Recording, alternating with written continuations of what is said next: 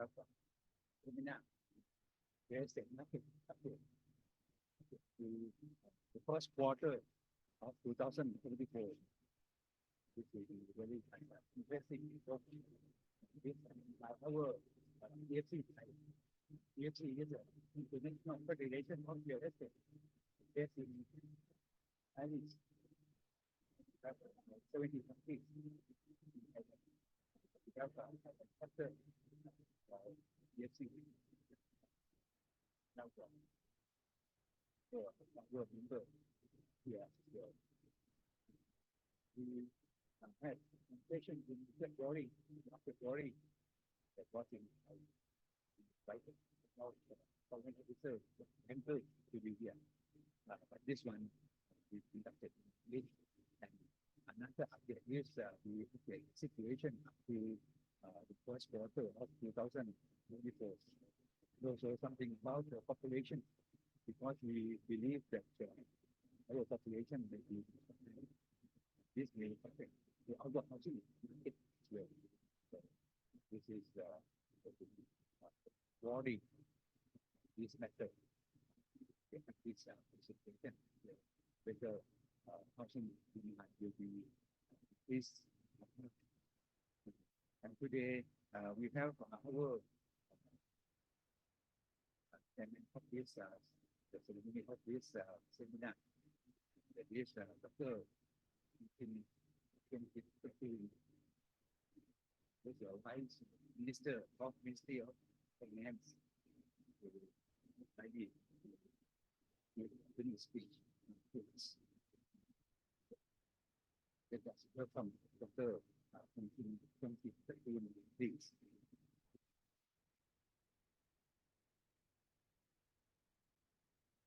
เรียนดร.โสพล Pornchokchai ยกผู้บริหาร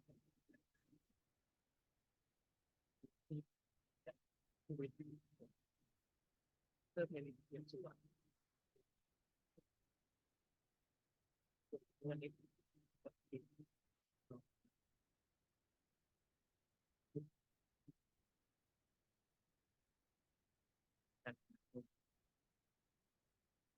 พูดและเป็นตัวอะไรการพูดผู้บริหารรองนายกรัฐมนตรีและรัฐมนตรีว่าการกระทรวง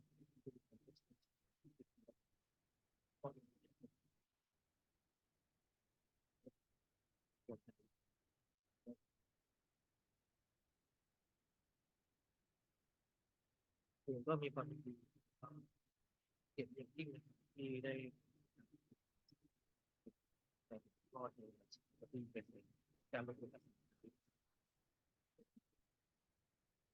และผู้มีเกียรติเป็นที่ทราบกันดีที่มีความสำคัญและเป็นตัวช่วยกระตุ้นเชื่อมโยงซึ่งเป็นเพื่อให้สินเชื่อตัวเรือนเพื่อซื้อที่อยู่แล้วก็ยังเป็นหลักประกันธุรกิจเพื่อเข้าถึงแหล่งลงทุนปีที่ผ่านมาสำนักเป็นนักศึกษาได้นำภาคกิจกรรมและกิจกรรมที่เกี่ยวข้องก็มีสัดส่วนถ้าเราสร้างเราจะมีส่วนนอกจากนี้นะครับทรัพย์ยังเชื่อมโยงธุรกิจได้เกิดธุรกิจที่เกี่ยวข้องมากกว่าเช่นธุรกิจวัสดุก่อสร้างเฟอร์นิเจอร์ซึ่งสิ่งเหล่านี้นะครับจะสร้างผลประโยชน์ให้กับระบบเศรษฐกิจเป็นระบบเป็นเข้าตัวซึ่งแน่นธุรกิจอสังหาริมทรัพย์นะการใช้วัตถุดิบที่ไม่ว่าจะเป็นวิธีที่เป็นต่างๆรวมถึงการใช้แรงงานในประเทศซึ่งข้อมูลสถานการณ์ด้านแรงงานในปี2560จากส่วนได้รายงานว่ามีผู้ที่ใช้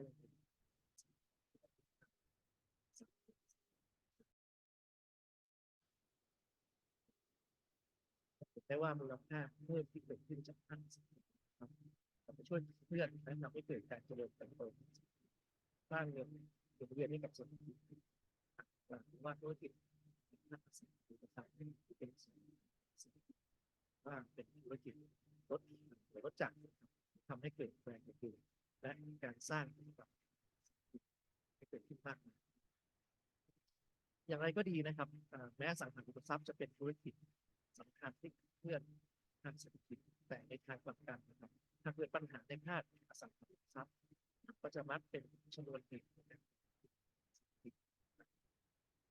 ที่เราว่าจะเป็นต้นยำพุ่งในปี2540ที่เกิดจากธุรกิจภาคอสังหาริมทรัพย์ธุรกิจเศรษฐกิจต่างๆดังนั้นการกำหนดนโยบายหรือมาตรการที่เกี่ยวข้องกับภาคอสังหาริมทรัพย์เป็นสิ่งสำคัญยิ่งเนื่องจากสามารถส่งผลกระทบว่าท่านนะครับที่ผ่านมานะครับเศรษฐกิจไทยยังไม่คือตัวเป็นที่โดยเฉพาะคือเรื่องเศรษฐกิจไทยในหลายตัว9%ในปี2515ที่อยู่ที่ 5%สำหรับในปี2567นี้คาดว่าจะขยายตัว3.2%โดยมีปัจจัยสนับสนุนจากการเพิ่มขึ้นการขยายตัวของการบริโภคและการ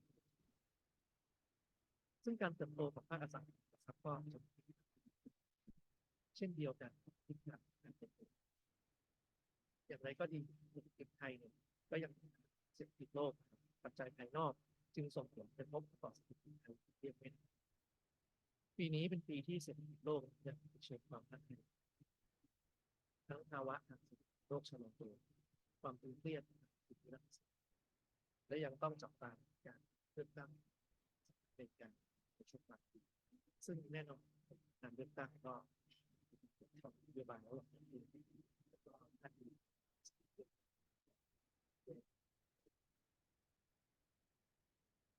ก็ด้านเศรษฐกิจเองที่ซื้ออย่างตัวไม่ถึงที่หรือว่าที่สร้างในการปรับตัวชีวิตตามราคาเงินดอกเบี้ยที่อยู่ในระดับสูง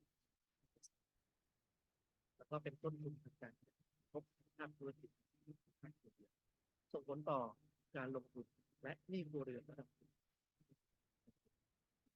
ต่อทั่วก็ถือเป็นข้อจำกัดต่อการขยายตัว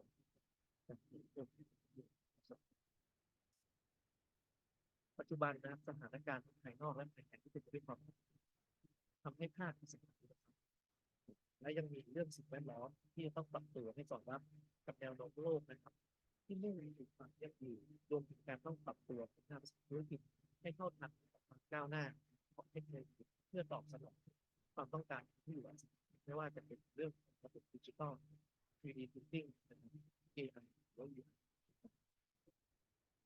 ที่ผู้มีเกียรติครับปัจจัยสำคัญนะครับในการช่วยกระตุ้นการเติบโตของภาคคือมาตรการกระตุ้นเศรษฐกิจสังหาริมทรัพย์ถ้าพวกท่านได้ติดตามข่าวสารล่าสุดเมื่อวันที่ 9 เมษายน 2567คณะรัฐมนตรีมติชอบมาตรการกระตุ้นเศรษฐกิจผ่านภาคอสังหาริมทรัพย์เพื่อสนับสนุนให้ประชาชนที่อยู่อาศัยก็เตรียมการรองรับการยกระดับประเทศไทยเข้าสู่ศูนย์กลางแห่งอุตสาหกรรมระดับโลกนะครับหรือว่าแอร์ดิชั่นอาชีพนะครับข้อที่1นะครับเรื่องของการลดค่าธรรมเนียมการจดทะเบียนสิทธิ์และพฤติกรรมสำหรับที่อยู่อาศัยนะครับลดค่าค่าจดทะเบียนสัตว์นะครับจาก 2% เหลือ 0.01% นะครับแล้วก็ลดค่าจดทะเบียนจำลองจาก 1% เหลือ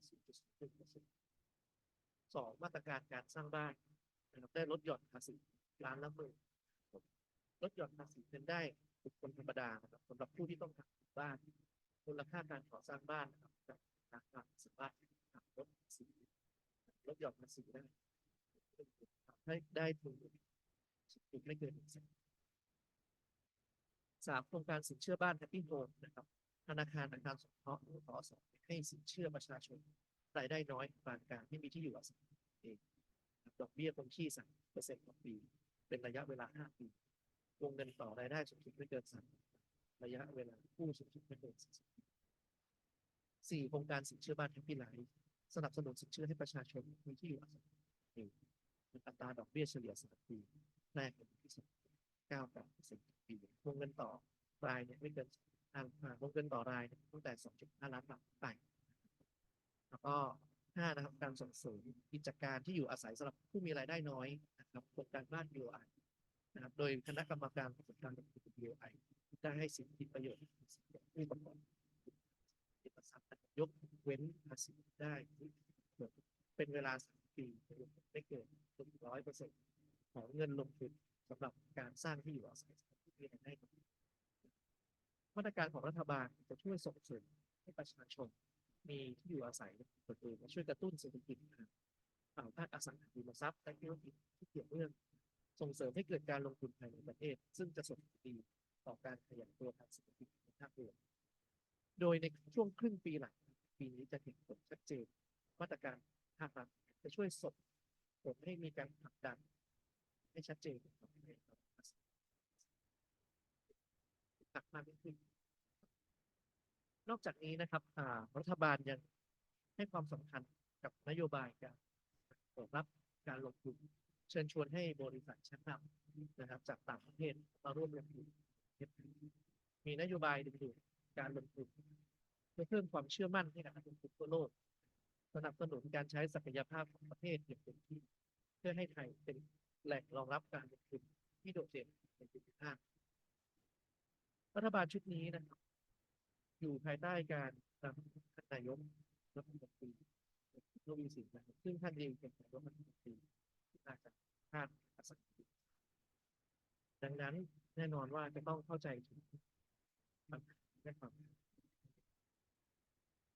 สุดท้ายนะครับผมก็ชื่นชมทุกทรัพย์ทุกฝ่ายที่เกี่ยวข้องที่แสดงให้เห็นความสามารถของเราครับครับรวมถึงการปรับตัวในการเปลี่ยนแปลงแล้วก็ขอขอบคุณนะครับการค้าสังคมในนะครับที่เป็นสื่อกลางในการเชื่อมโยงนักทรัพย์มาจากทั่วโลกที่สนใจแลกเปลี่ยนความรู้ข่าวสารแล้วก็ทำธุรกิจสังคมทรัพย์ร่วมกันซึ่งจะช่วยให้เกิดการเชื่อมต่อทางธุรกิจได้อย่างวันนี้นะครับก็ได้เวลาจุดเทียนของเปิดงานพิเศษ Thailand Property Invest การลงทุนและสังคมและขออวยพรให้งานในวันนี้สำเร็จบรรลุวัตถุประสงค์ตามที่ตั้งไว้และเป็นเวทีสำคัญในการถ่ายทอดองค์ความรู้และแลกเปลี่ยนข้อมูลด้านอสังหานะครับขอบคุณมากครับผมในวันนี้ท่านให้ความเมตตามาท่านใดมีคำหรืออยากจะนะครับเรื่องนโยบายเศรษฐกิจของราชการว่าจะได้ด้วยนะครับมี question to our Prime Minister นะครับเราจะถามขออนุญาตจากแบ่งเป็นสิ่งสำคัญบ้างในภาคของแรงงานนะครับมีนโยบายทางข้าวหรือว่าเป็นก็แบบนี้ที่ชื่อว่าจะทำในประเทศไทยครับ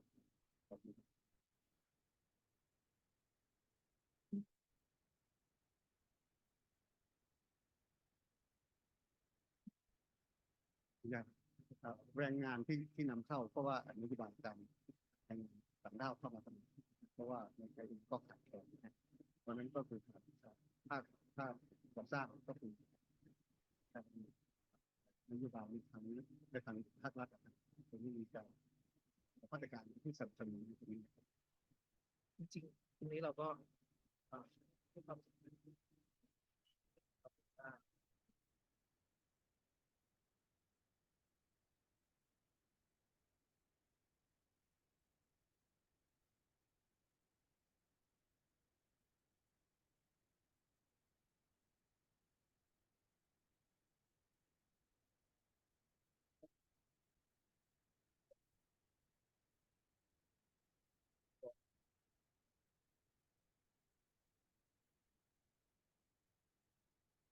มากนะครับ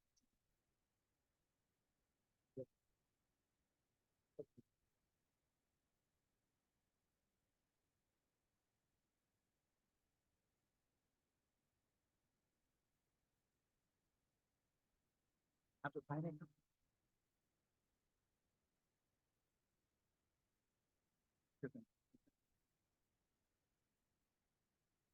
การมอบของเล็กๆด้วยนะครับผมคิดเกี่ยวกันเนี่ยแต่ท่านจบจากอะไรที่ปัดจบด้วยแล้วก็37 ปีเองโดยเป็นนะครับที่ก็เร็วขึ้นเทียบกันให้รุ่งเรืองยิ่งขึ้นนะ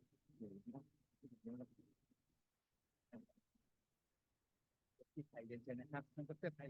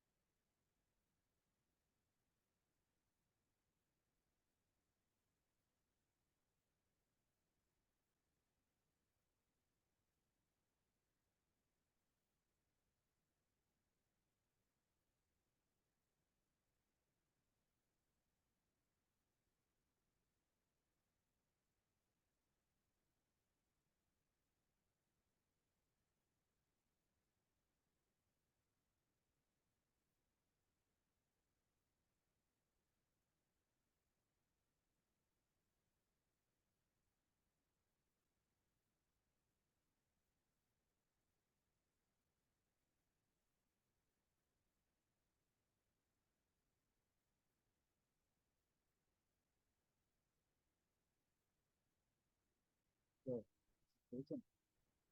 the presentation we will have the topic break afterwards we will have some discussion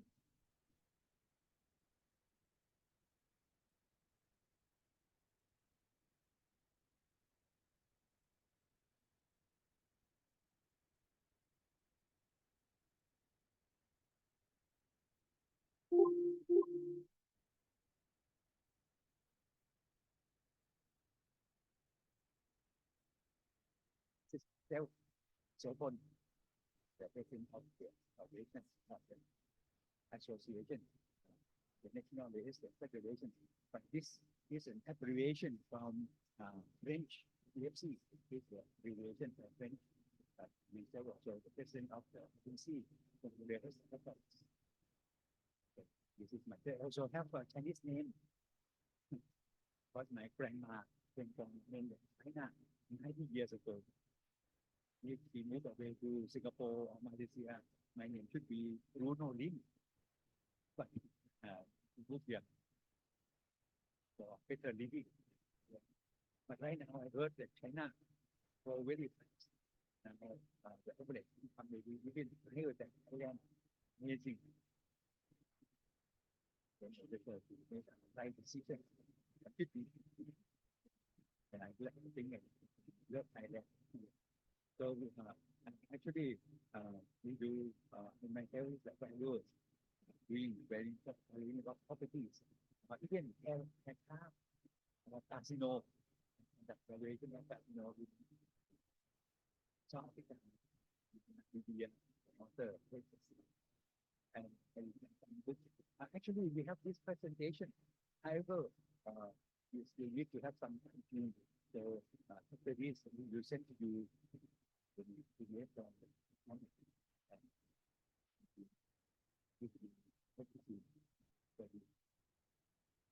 so normally we do valuation drop them to this region. We do roadmap of valuation. So the Ministry of Indonesia for the valuation.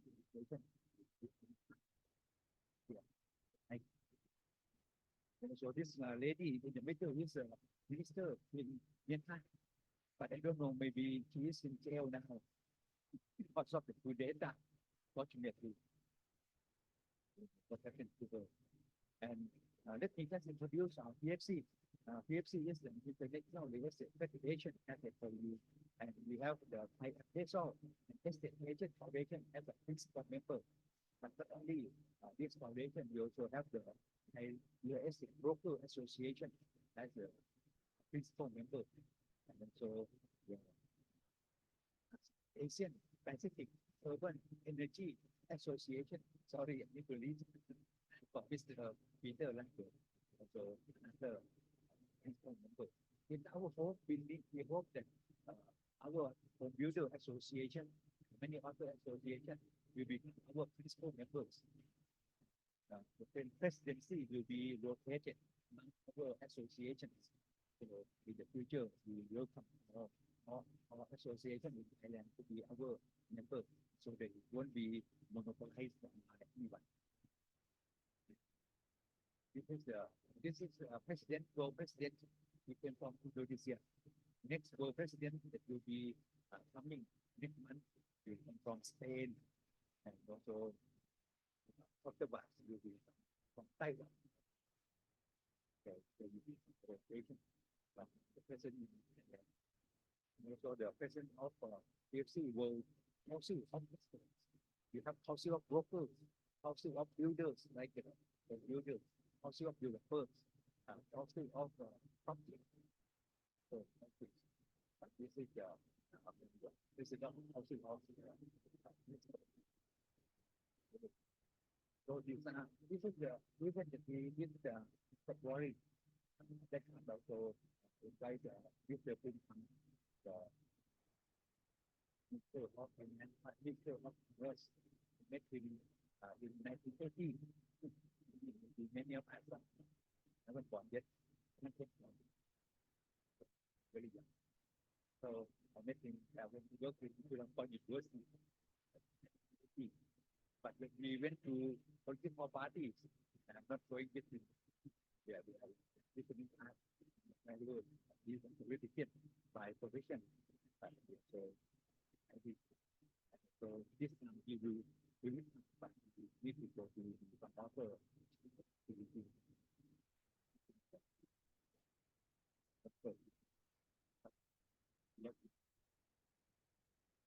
every month, every year we have the PFC fifth section.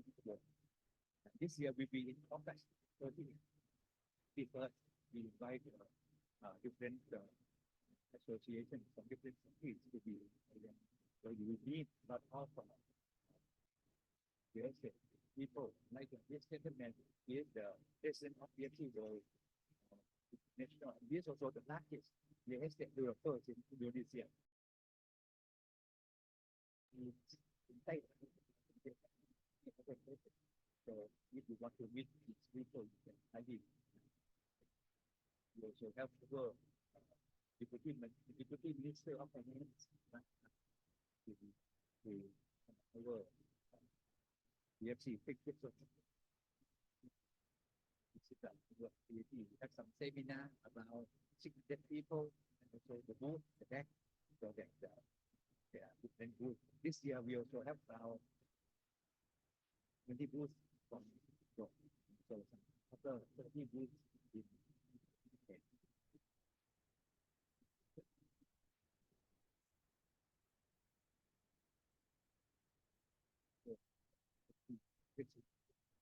you can see that we have different categories, like this Queen Sirikit National Convention Centers also won our FIABCI-Thai biggest long the most biggest. So we have this Queen Sirikit National Convention Center was a winner last year, and also some other categories like affordable housing. The National Housing Authority last year also from also other like condominium, low-rise residents, projects, maybe some really beautiful restaurant, very beautiful places, like senior citizen, senior home. So you can highly apply or introduce anyone to apply. After this PFC-Thai award, you can also go for PFC International well. This is this being podcast to give you have the confidence in exhibition the evening to be the case also Thailand region. So this is our you can see for us as working we are the consider the largest information centers. We have an information center from different banks, so other organizations.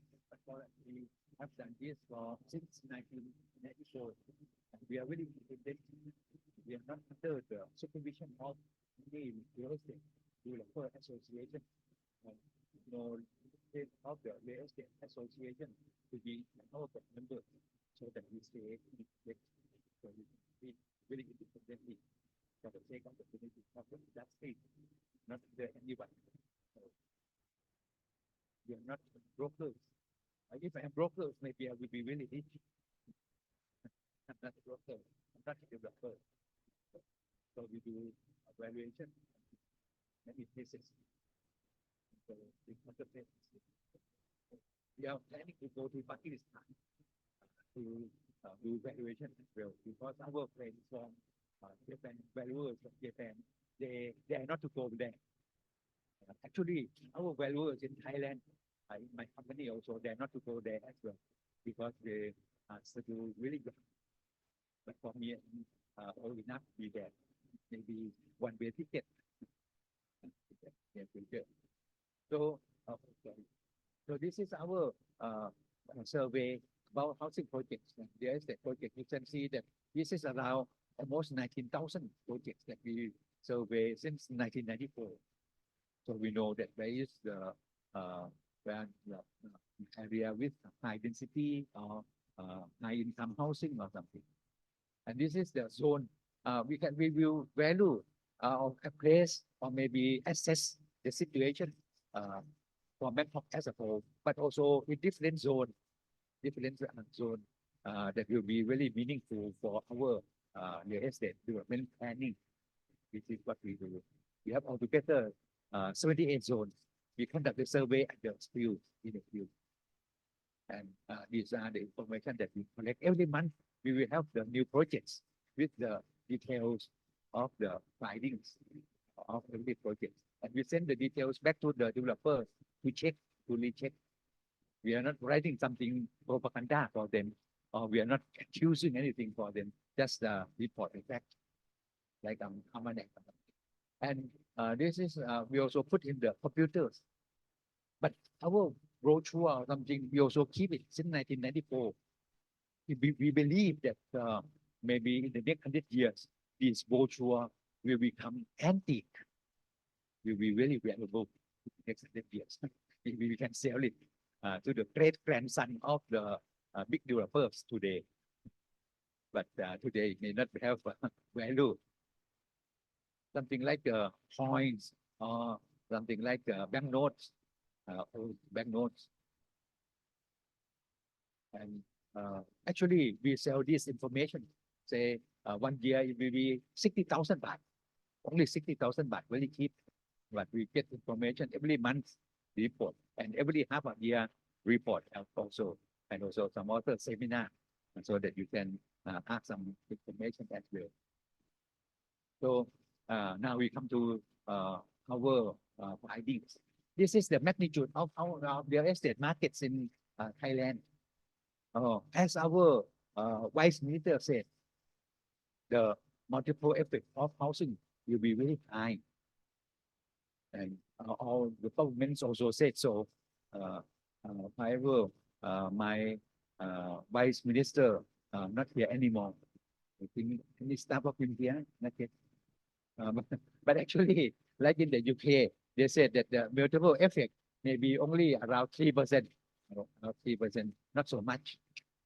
Actually, the GDP from construction may be around 5%. In the UK, they said around 3%. It is not really that much, but in our belief, we think it will be very much for the multiple effect.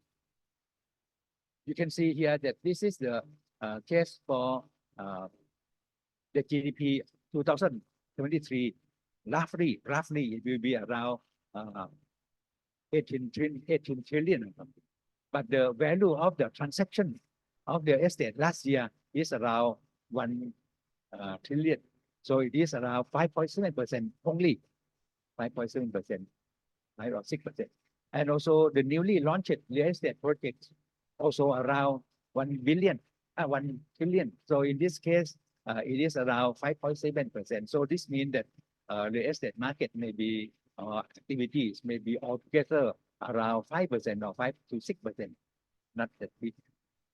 But some may say that if we have new housing for sales, you may have to buy furniture, you may have to have house extension, you may have to do many things by buying furniture or something. But if you buy second-hand houses, you also need to buy those things, right? We may not able to do house extension, but we have to repair the house. We also need to buy new furniture. We may need to buy many other things, and when we get a loan from the bank, need me to do valuation for you, that can also happen. So this is so I think for those people who buy real estate, it also have quantified effect, even if no new housing.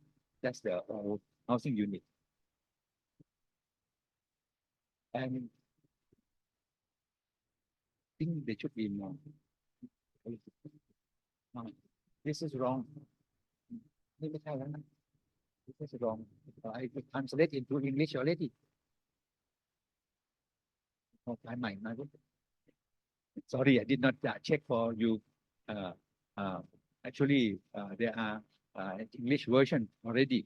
This one is sorry. This is some mistake of myself that I did not check properly. But this is but I can tell you roughly that is today the number of unoccupied housing units is around 1.3 million, and 1.3 million is quite significant. But these figures, I can tell you that these figures, it won't be disclosed by government organizations or government-related real estate information centers, because they believe that it will make the developer to be frightened, or make people, general people, to be frightened. But it's actually, they are not frightened. That is another market that we should know, that we have around 1.3 million unoccupied housing units. In Korea, there are 1.5 million. They are even more than us. And in Japan, there are 8.5 million unoccupied housing units. That means the housing unit is there, but no one stay there. Maybe people die or something, or maybe haunted housing. Are you afraid of ghosts? No. Have you seen some? No. I will send one to you tonight. In China, I heard there are also some Chinese here. Any Chinese here? In China, they said there may be around 50 million, 50 million unoccupied housing units. This is quite high. So, but 1.3 million, we should know where they are, so that if we are developers, we should not develop in an area that there are a lot of existing housing units. If there are existing housing units a lot over there, it means that they will compete with us. So this information is very important. But big developers, they do not want us to know this information. But if we are general public, people who want to buy a house, we should know, so that we can go to buy those houses. But right now, when people want to buy new house, they may just consider new home, but actually they are not really new. There are also some existing housing units, and existing housing unit is very good because you can see the house there. It is not under construction. If under construction, maybe they may not finish it, right? And you can see whether they have better management or not, like in the condominiums. If the juristic body is very strong, they can manage, and the housing unit, the house price will be sustainable. I was also the advisor to the Association of Property Management, and we found that if the property, if condominiums or housing estate better managed, it means that the house price will be going up. But if not good managed, they will be in trouble. The price will be down. So this is the problem that we see. You can see here it is around 1.3 million unoccupied housing units here. That is quite a lot. In Bangkok alone, there are around 617,000 units. This is a figure that no one else disclosed for you. But we get the information from the Metropolitan Electricity Authority and Provincial Electricity Authority, and we calculate based on our database. That's why we can calculate this around 600, and this is around 13% in Thailand, in Bangkok. Say every 7 house there will be 1 unit. This is very crucial. But in the case of condominiums, you may be frightened to know that around 20% of them or 25% of them unoccupied. They just stay there.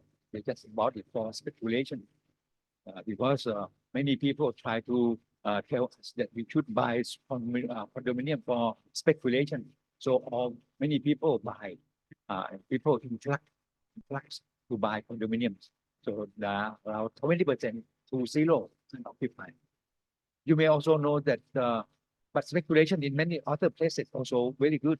Like if you buy properties, condominiums nearby Thammasat University in Rangsit, or you buy condominiums nearby Mahidol University in Salaya, that will be really good, because although only 40% of the units occupied by end users, and another, but the rest, maybe more than half, occupied by or bought by those speculators. But they are futures because they are nearby the good university, and the people who study in Mahidol University or working in Mahidol University, in Thammasat University, they have higher affordability compared to other local universities. So those are in good areas. But in other areas, maybe not so, their performance may be not so good. Okay. And you may also know that how come maybe I did not play before I do this. And in this case, you can also see that maybe this is not in good shape.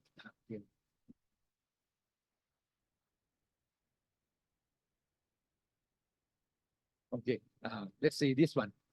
This one is that you can see that this is the total value of the housing units that you will ready for sale today. 3.5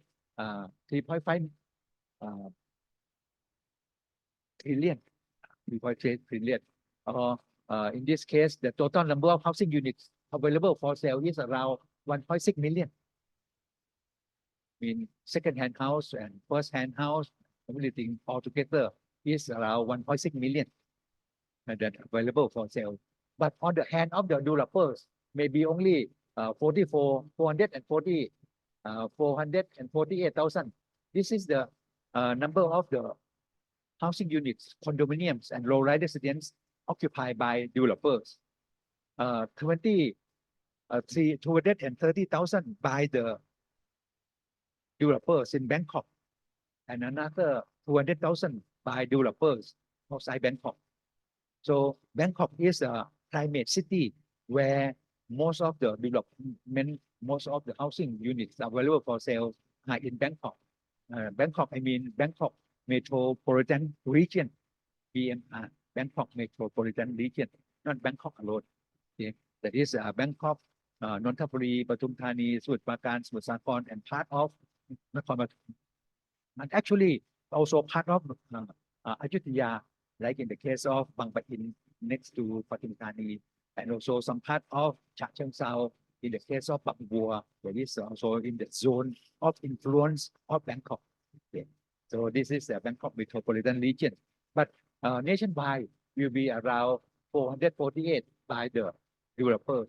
But the second-hand houses offer for sales nationwide is around 1.1. So 1.1 plus 448, it is around 1.6 million housing units available for sale today.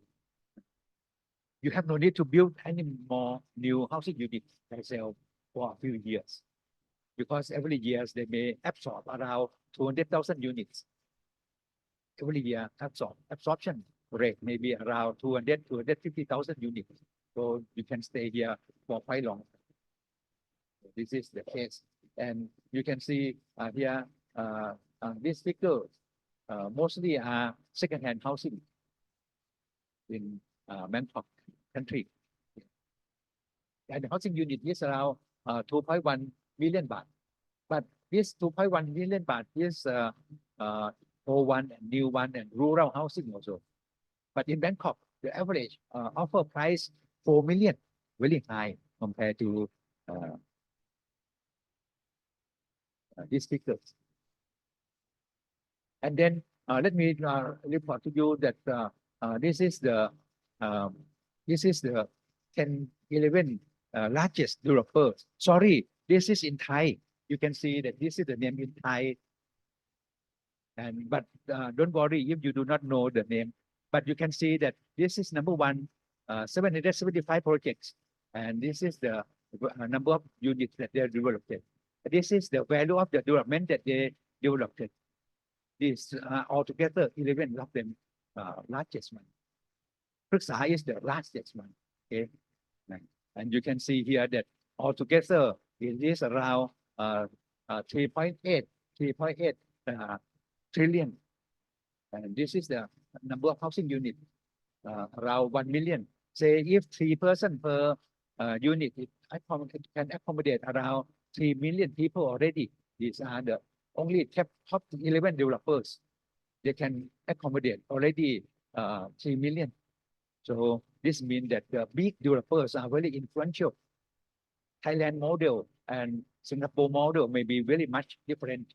We may know that in Singapore, 80% of the housing units built by the Housing Development Board, Government Housing Development Board. But in Thailand, our national housing authorities contribute less than 1%. Altogether, since they established the national housing authorities, they built only 150,000 units, except excluding those slum improvement, but for housing for sales. But excluding those government housing for government employees, but for sale in the market, maybe not much. In the past, I also worked at the National Housing Authority. They are working really well, but the thing is, in Thailand, we promote a lot of development by private developers. And here you can see that all these developments, this is in Bangkok, this is overall, and also this is in Bangkok metropolitan region. This is in the Bangkok metropolitan region. This is the overall picture. The overall picture is really huge. So these are, but number one today may be changed to AP Asian Property. But since 1994 that we collect the information, this one developed 775 projects already.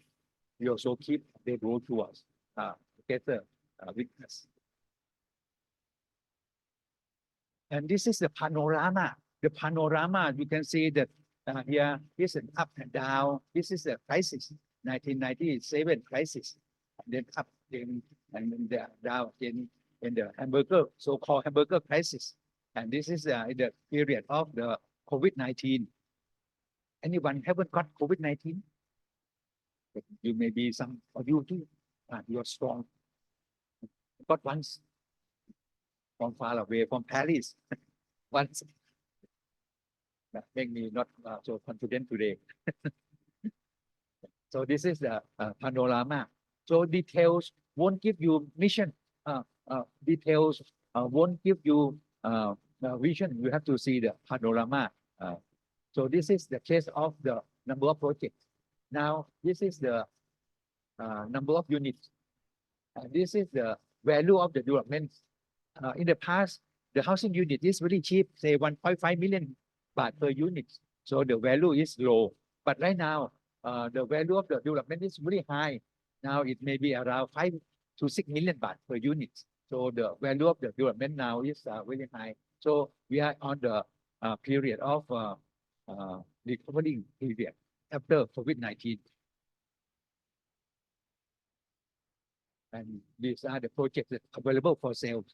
100, almost 20,000 projects that are since 1997. But these 2,977 projects still selling today. Still selling today. But there are around 2,475 projects with the unit, with over 20 units available for sales. So this means that they are still very active. 2,475. So these are the projects that we visit this project every quarters. Do you believe that? We are the only real estate information center that visited these projects every quarters. That's why we have a lot of information. So if you need to know the developments of the prices in this project or any projects, we can help test this for you. And this is the newly launched units last year, 2023. There are around 462 projects in Bangkok, in the Bangkok metropolitan region. There are some here nearby the area of ㍍Chong. In this area, not many development. There is no here, maybe too close to the sea or something. Some problem of subsidence or something. Maybe we can build some casino here. Or maybe we have some casino in the sea or something. That can also happen. So in brief, this is on annual basis. You can see during this period, there is no new development. The newly launched unit, you can see that this is a very great indicators. The information about the housing units completed, there is no meaning. The housing unit completed and get the house registration numbers today, it means that they may be sold last year or 2 years ago or 3 years ago. That is no implication to the market. But the newly launched units, if there are a lot of newly launched units, means that the market is healthy. But you can see here lately, during 2020 and 2021, the number of units dropped almost half. So this means that the market is not good because people cannot go out of the house to see projects or something. Yeah. For us, we are values. It is also really difficult for us to go to explore the house or inspect the house. They may be afraid of us, and we also afraid of them from the homeowners. But you can see that 2023-22, this is a strong recovery, and 2023 a little bit drop around 5%. But the government information, they said drop for 8%, 10% or 20%. But actually, this drop is only is only 5% only. But on the contrary, you can see the value of the development increased 18%. You see, this is a big recovery. Why this number of units is lower than 2022? 2023 is lower than 2022. One reason that hidden is that during 2022 there are a lot of condominiums less than offer less than 1.2 million baht, and that are offered by the developers who get the approval or promotion from the Board of Investment. The Board of Investment said that if you provide housing units less than 1.2 million baht per unit, you can build a lot. So during 2022, there are quite maybe around 15,000 units of those. But here, 2023, no, because the Board of Investment said that no more. Okay, So even if the numbers slightly lower, but actually the more developments because if we cut 15,000 out of this 107,000 units, yeah, it means that it maybe this is maybe around 80,000, and now it is 1,001. So this means that actually this increasing. But this year in 2024, our government said that they will allow housing units worth no more than 1.5 million and will be promoted, will be sponsored by the Board of Investment. So I believe that in the year 2024, it is not 101,000 anymore. It would be maybe 170,000 units more. And this will be higher than or maybe similar to 2018, the booming period. So this year there will be a lot. And there will be a glut also, because when they build more, the developer will build also a lot more new one, and the market will be there will be a lot of oversupply in the future as well. So this is the thing that we are really fighting. Actually, we should control the production of housing, like in Malaysia. They also have real estate information center like us here, and they conduct the survey. Any area that they found that there are something oversupply, they will tell the government to tell developers not to do any new projects in that particular area anymore, or for the time being. But in Thailand, we don't have anything about that. So they just build and build. If the government try to let people to purchase more, the developer will even produce more. So this will be a vicious circle, fortunately. So this means that it is growing. You can see that we have some simple model here. When we calculate by period, we see some recovery. So we found that if it is this sign of recovery, there should be some big swing. And now it is in the period of big swing in 2022, 2023, and 2024 expected. So and if they are increased a lot like this, it means that there will be a lot oversupply in the near future, and the market will be in bad shape in 2025 or something. So this can happen. So I guess this is our analysis by our team. We believe that we hope that we analyze wrongly. If we analyze something wrong and the market is still growing, we are really happy. But I'm afraid that maybe we place correctly. And you see, this is the average price. You can see now that the average price here is 5.5 million already. In the past, only 1.5 something million. But this is the average price offer per year is a lot higher now. So for low price residents, we cannot build anymore. However, our government or any government, not only this government, also believe that the cost of construction is increasing. This is untrue either. This is untrue. Why? I am also the president of the Thai Appraisal and Estate Agent Foundation. We found that we conduct the survey of cost of construction every quarters. You can go to our website, the Thai Appraisal Estate Agent Foundations, and we have the construction cost every quarter. And this coming quarters, March, January, February, March, we believe that the cost of construction may be no change. Last time, last quarter 4 last year, it is very slight change, but this year maybe not much or no change.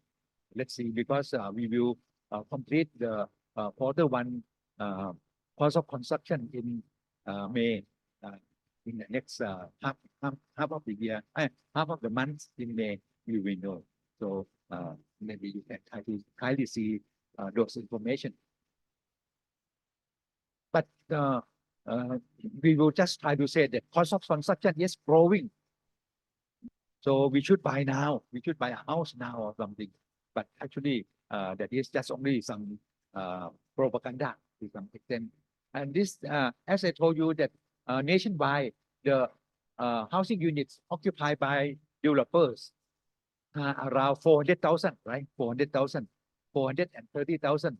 But in Bangkok alone, it is, sorry, in Bangkok alone, it is 2,300 and 2,000, 2,300, 230,000, 232, 233,000 units. This is Bangkok alone, Bangkok and metropolitan region, excluding Chiang Mai or another 70 provinces.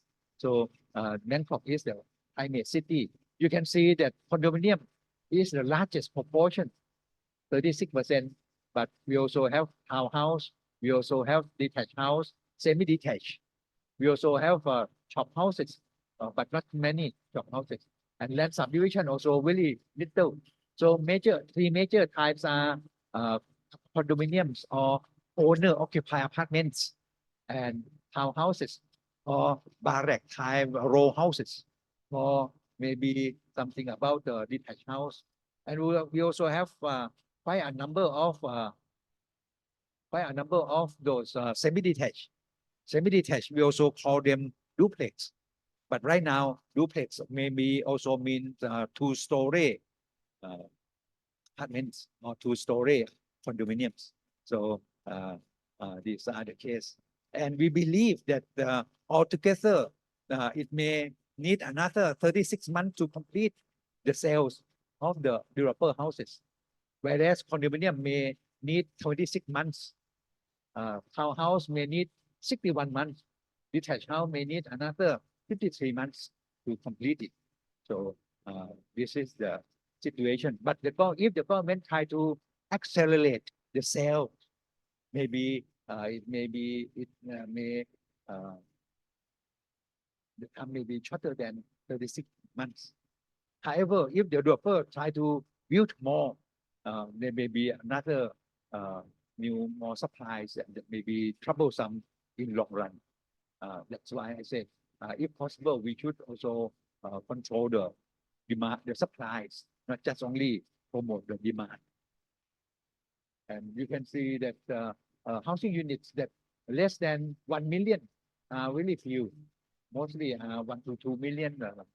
But we also have housing units above 20 million as well. Some projects, Forestia, maybe a house may worth 330,000. Sorry, 330 million baht per unit. Did you buy one? Maybe you may buy one. When you buy one, tell me. I will be your gardener. Gardener, Forestia. Or maybe some condominiums. The price may be almost 1 million baht per square meters. Very high. So a unit may be over 200 million baht. Some units may be penthouse, maybe 600 million baht in a penthouse in condominium as well. So that happens. But mostly the price is on the average 5.5 million baht per unit. So this is our case. And this is a high soul ratio. You see, these are the where area. Most of the area are in the city. You see, in the half of the cities, the sale may be very quickly here. Where are they? Yeah, this is the area. The quickly sale. You can see number one here. Bang Khan Kong Luang, where there are condominiums. They can sell 41% per month. So this means that in a few months they will be completed. This is nearby the nearby Thammasat University.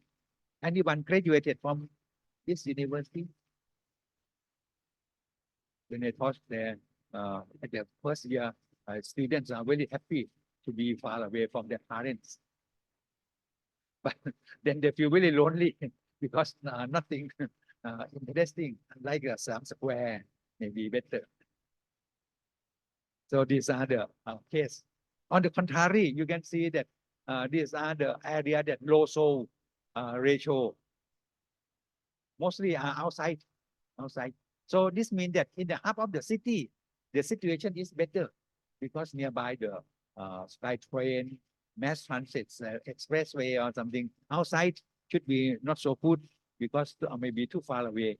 But if you are rich guys, no problem. You can afford to go onto the tollways. But for the middle class, maybe you cannot go too far. Maybe you have to pay a lot of toll, and also our mass transit also very expensive compared to other countries. So maybe the last option is you have to have your sauna bus. You know, sauna or sauna. That are hot bus. Yeah, maybe more cheaper, but that may be too hectic, too tired to do so. And these are the area you see. The number 10, Bang Na, Trat, kilometer 30. And detached house, 5 to 10 million. They are 100 and but they already closed the sale. But according to our statistic, they spend so many months and I mean so many years. So 1 year they can sell only 0.4% per annum per month. So this means that these products are not good. You should not develop these products, or you should not buy these products because they are so. If you want to liquidate it, it will be very slow. This is not a good investment. Maybe you should buy Bitcoin. Just kidding. But maybe many people like to buy Bitcoin. But for me, I don't think so. But in this case, it means that these are not a good sectors to buy. Yeah. And here, this is the unit that you can see that this is the percent of the unit remain. You can see this unit remain that I told you 233,000. 233,000. You can see here that the construction still very slow. Those who completed, you see 233,000 units offered by the developers. Only 35,000 units. Oh, yeah.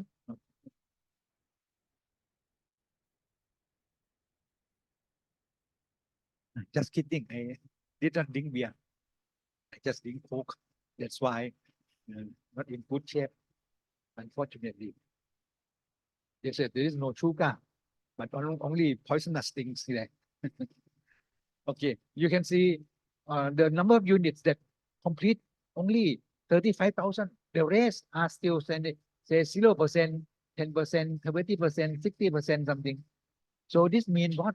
This means that if the housing projects are in trouble, if they cannot complete it, the buyers will be in trouble. So in our Thailand market, the guarantee for the buyers are still very weak. In Thailand, we also have an act called escrow account. Escrow account. However, it is not in practice. Our lawyer is very great. They can have a law, but no law. Why? They said that this act, they said in the act that the escrow account can be implemented on voluntary basis. So big developer said that I won't, because I have good brand, I won't cheat the people. And small developer said, if the big developer do not do escrow account, I won't do either, because we have to pay some fee or something. So no one do escrow account. It should be compulsory. If it is compulsory, it means that land and house and Sopon land, if I am a developer, Sopon land and land and house will be both are equally somehow reliable, because we guarantee their down payment.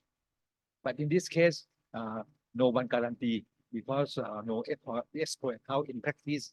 So our Thai lawyer is very great. They can make a law look like no law.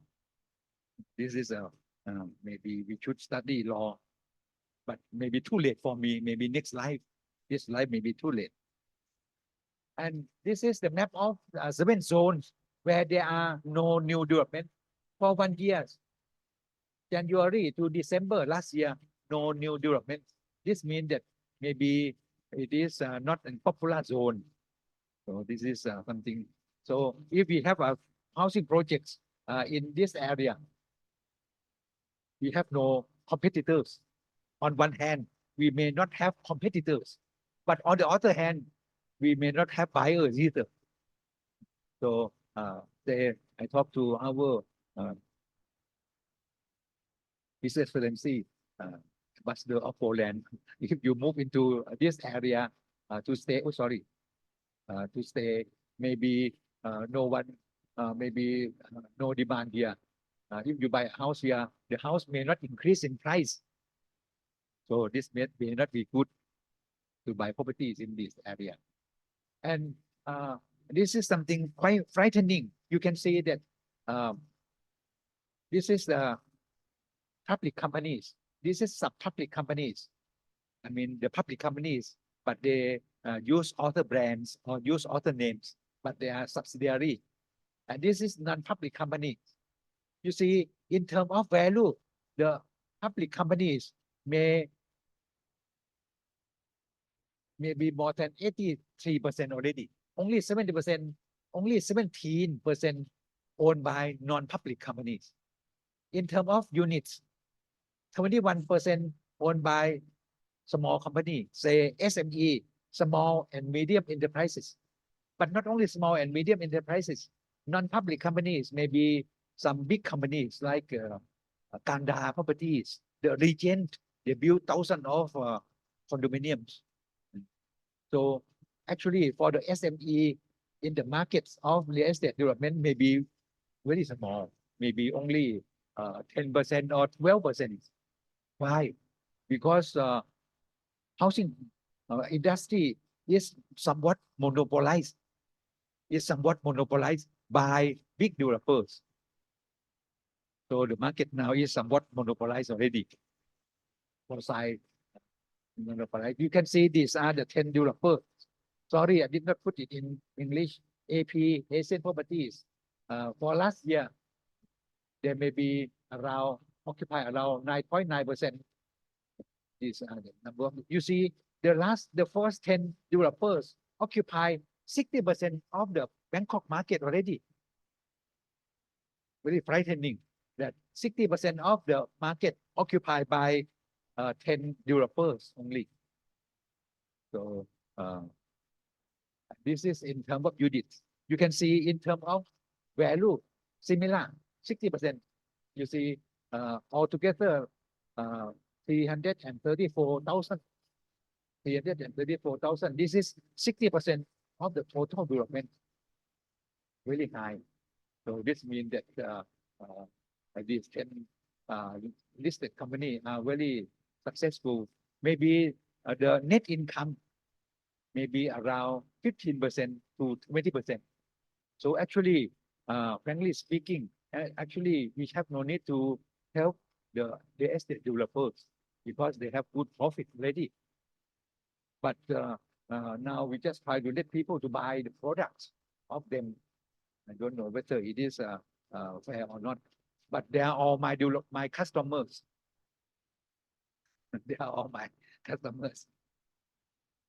And this is the project that are coming in the near future. You see, there are around 406 projects. Some of them we conduct the feasibility study for them. We do valuation of properties for them. But we also tell them that this is not the right time to develop. So there are around 406 projects. If nearby your house, if you find any new projects coming, kindly tell me, because every day I have to send people to go around to look for new projects, so that I won't need to go that much. Maybe you won't be the factor for global warming or something.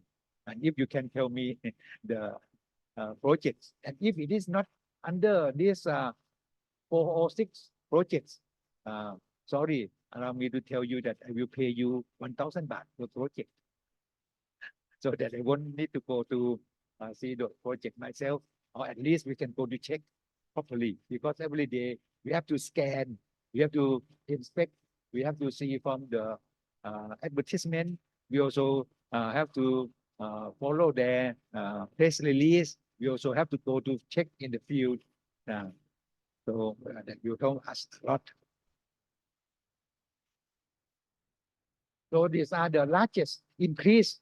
You see, most of the housing units or housing projects in the hub of the city increase a lot in price. Okay. On the contrary, we can see that these are the you see they increase around 9.6% per annum, and this is 4.2%. This is recognized by Tibet. Just go. This is the increase in price. On the contrary, you can see that these are the area that not good decrease in price. Mostly will be outside the city, in the fringe. In the fringe, the property may be not in good shape. You can see here. Number 20, minus 3.7%. The first one is 10% minus. The price decreased from 15 million to 13.3 million only. So this means that the market is not so good. Oh, sorry. This is within half a year. This figure is within half a year, because we report every half a year. But actually, we conduct the survey every quarters, but we report to the public every half a year. But if you need to know every quarters, we can sell this information for you. If you are like want to develop something, want to develop new projects, want to develop shopping centers, want to develop community malls, we want to know the population, real population growth or something. That is something we can help. And you can see that altogether, the price decreased a little bit last year for the half year. This is there are also some decrease during the COVID-19. Unfortunately, I conducted a survey of the country with a lot of COVID-19 and house price. It is amazing that the countries with a lot of COVID-19, like America, United States of America, European countries, a lot of COVID-19, but property price still going up. But in Thailand, the rate of COVID-19 may be lower than them, but house price may be stable or not growing significantly.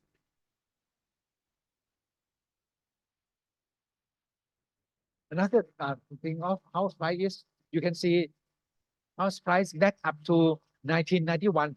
In 1991, the house price may say 100 and then going up and down and up again. You see, this is in different terms, like low price condominium, medium price condominium, high price condominium, low price townhouse, medium price townhouse. There is at that time there was no high price townhouse like Ban Kang Prung. At that time still no. And we also have medium price detached house, high price detached house. We have no low price detached house. In the market, there is no such thing. So we found that it is going up and down, except this one. This is low price condominiums. Low price condominium because of the poor maintenance. So the price is not going up anymore. Say Chang Thong, Mueang Thong, Pla Thong, those things. The house price is not going up. So this is in accordance with a proverb from Nepal. I went to Nepal to do research, evaluation, teaching very often. They said that if you buy something cheap, you will cry several times. If you buy something expensive or high price, you will cry once. Do you believe that? If you buy something cheap, you will cry several times. But if you buy something expensive, you will cry once when you pay. Because it's expensive, like a beautiful watch, I don't have. Beautiful rings, I don't have. Yeah. But if you buy something cheap or inexpensive, you will cry several times because of defect, or because of poor maintenance. So a house, a condominium, a poor condominiums, today you can buy only 100,000 baht per unit. Amazing. Not haunted, not haunted, but very poor maintenance. Mr. Clayton, wait, are you, do you have brave heart to stay there in a haunted house? Well, Mr. Clayton Wait can speak Thai also. He has a beautiful Thai wife as well. คุณชายลืมแนะนำคุณชายเพิ่งมาใช่ไหมลืมแนะนำนะ Mr. Chai is also from our FIABCI-Thailand. He is one of the big developers as well.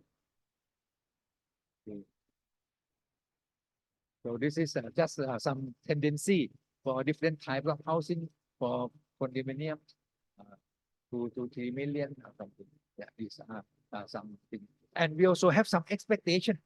We forecast that you can see that this year the housing growth housing will be growing, even if for the first half of the first quarter of the year maybe not so good performance, but we believe this figure should be correct. Let's see this. So will be some 5% increase this year. But because of the government action to try to promote the buying of housing this year, I think it may be more than 5%. It may become more than 5%. These are our expectation by different category, detached house, semi-detached house, or condominiums. So we have this expectation, but this figure we will give you later. Say for the first quarters of this first quarter of 2024, you can see that the first quarters, these are some 90 housing units, housing projects that newly developed in January, February, March. These 3 months, only 90 projects, not many. It is not many, 90 projects only. But you can see the pattern in the hub of the cities. There are not so many. Oh, sorry. There are not so many in the hub of the cities, like in somewhere called Sukhumvit area. There are still a lot of oversupply there. But these are in the fringe. Yeah, because land may be cheaper or something. So these are the developments here. In the hub of the city, still no new development.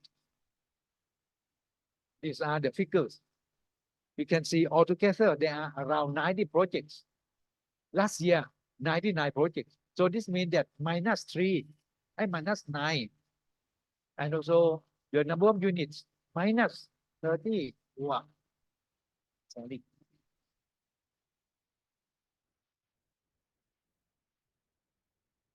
And the average price increased, you see, the average price increased by 57%. So this means that we won't develop cheap housing units. The housing unit, you see, the price in Q1 is 6.067 million, whereas last year it was 3.8 million only. Big difference. And you can see that the value of the development is increased.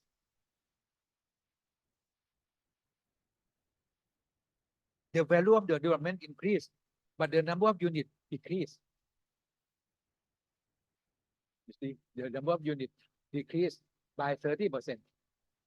But because of the promotion from the government, we can build 1.5 million condominium for sales. I believe that there may be around 15,000 new condominiums, low price, coming up into the market. So this makes the whole year of 2024 still growing a lot significantly compared to last year. But 2025, there may be a big glut or a big oversupply in the future because the number 230,000 units increasing every year. Last year, it may be 2022 year before last, maybe 200,000 only. So from 200,000 to 222, and now 233,000 units occupied. Next year, 2025, maybe 250,000. And that will be a big problem in the future. So this is the situation for the last 3 months of 2023. So this is a very new information. You may know that every month after the completion of March, on the 10th of April, we will send the report to our subscribers. And at the end of June, say the 3rd week of July, we will have a report on what happened in the first half of the year. So this is our real estate information center is very efficient compared to Malaysian one. They may be a little slow. And this is what you can see that for the first quarter of this year, this is the number of units altogether 15,000, and you can see that 5,700 are also condominium, 37%, and detached house 79%, duplex, then 10%, and also townhouse 25%. So condominium still the largest proportion. But before COVID-19, condominiums constitute around 60% in the past, but now condominium may be down to 40% on the average. This is something change. But for COVID-19, many people say that because of COVID-19, people move away from condominiums. This is untrue. But in the case of SARS, ไข้หวัดนก SARS, in the case like in Hong Kong, even they closed down the whole complex. SARS still spread because they can come from the sewage system. But in the case of COVID-19, you have to raise nearby your the one, or you make keys. It happen. Otherwise, it won't. So provincial housing markets, we should know this as well. What happened to the provincial housing market? This is a magnitude of it. You can see altogether, these are the largest 10 provinces, like Chonburi, sorry, this is Chonburi, Rayong, Chiang Mai, Phuket, Nakhon Ratchasima. Sorry, I should see this in the map, by the map. By the map here, you can see here. These are Chonburi and Rayong, Chachoengsao. In the eastern, northeastern region, only Korat or Nakhon Ratchasima and also Khon Kaen. These two may be good for consulate office. This is Chiang Mai, and also a little bit here, and Phuket, and Hat Yai, Songkhla. Songkhla mean particularly mean Hat Yai only. Also the province of Songkhla, the Mueang district of Songkhla may be smaller than Hat Yai. So Hat Yai, in the past, it was the second largest city of Thailand, but now it is Chiang Mai. But in the past, it was the second largest city once. But because of we have the southern insurgency in Pattani, ㍍Land, Narathiwat here, Songkhla also affected. But if you have any properties, any hotel to buy or to sell or something, tell me. We can go there. We are not afraid of terrorists. We can talk to them. Oh, by the way, if you want to buy tea estate in Sri Lanka, there is now tea estate. I mean the tree. I mean drinking tea, coffee. Really beautiful in Kandy City, resort city of Sri Lanka. Nowadays, it's very cheap. If you want to be owner of the tea plantation tell me I can I bring you to buy there. Actually, I'm not a buyer, I'm not a broker, but we have good contact. You can shop around, but at least we can let you explore. But if you buy any properties, you also need to see tax as well. Say if you buy a ski resort in Niseko, Hokkaido, we also help our clients to buy to place this sort of properties as well. However, the estate tax very high. If you give to your son or your daughters, the estate tax is really high. Okay. So these are the province, and you may know here again, Thailand. These are the top 10 developer upcountry. You see, top 10 developer upcountry. You can see Thailand is number 1. Now they develop 40 provinces already. In 40 provinces already, and also essentially maybe the president become the prime minister, so maybe have no time to develop them. So they become number 2.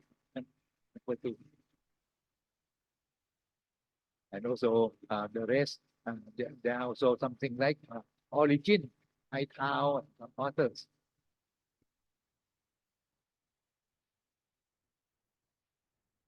Say this is an example in ㍍and this is an example in Chonburi.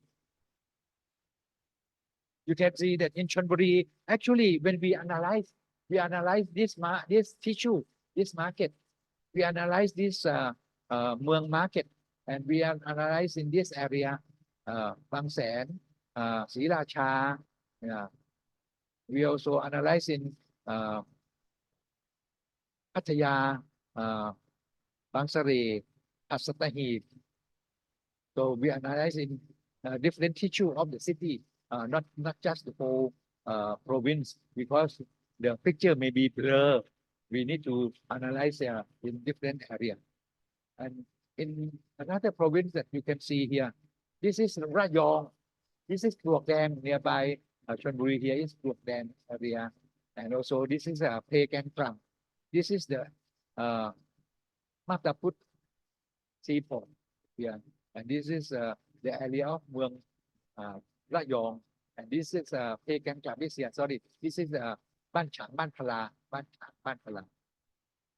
You may know that this is one of the largest port in Thailand now, Mataput. But Cambodia is going to build something almost 30 times larger than our Mataput.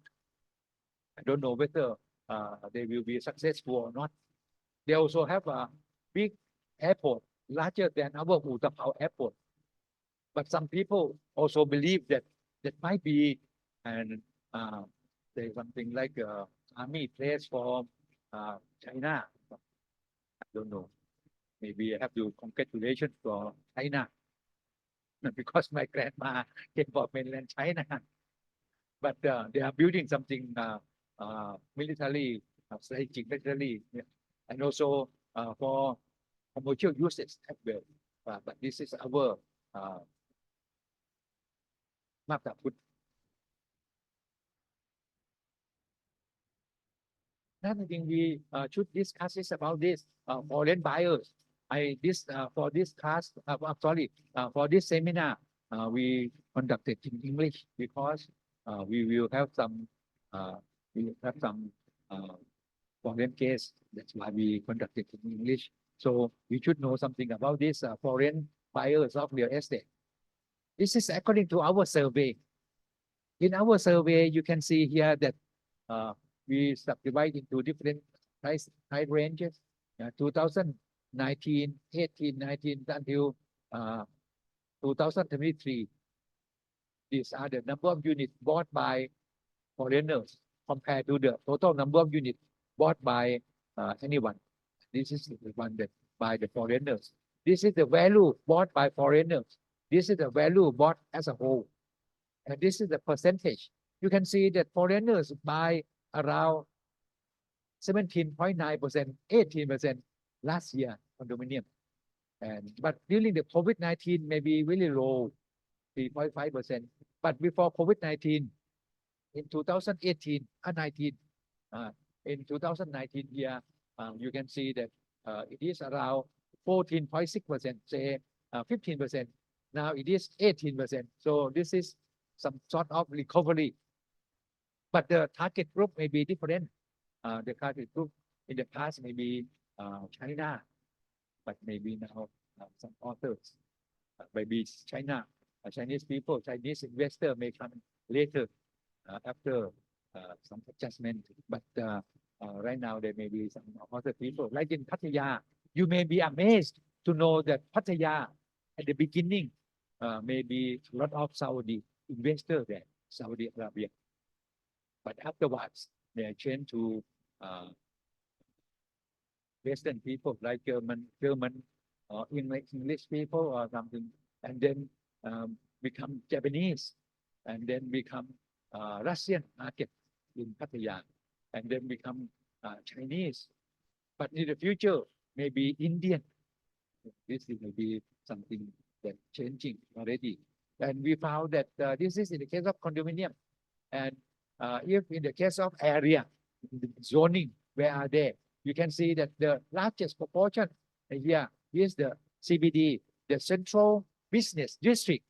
The central business district may be the largest proportion. And then in Hue Kwang, and also in Onut or somewhere that nearby the airport, Suvarnabhumi airport. So those are the good area. But in the some other places like here, we call Nonthaburi, Bang Baw Thong, there may be really little, maybe only 4.3% or something. So these are very marginal, really marginal. So mostly will be in the CBD, the central business district, Hue Kwang or Nut or something. Yeah. So this is what happened. And the price, you can see they buy it at around 6.2 million. You may know that the average price bought in 2023, last year, it was 5.5 million. But foreigners, they bought 6.2 million, a little higher than the average. Only a little higher than the average, not much. Okay, so this is the situation. And when we calculate to see what happened in this is the unit and condominium bought by developer in Bangkok. This is the picture of Bangkok as a whole. And this is the picture of the, sorry, this is something that we have to adjust and we send back to you, make it more beautiful because now you cannot see it properly.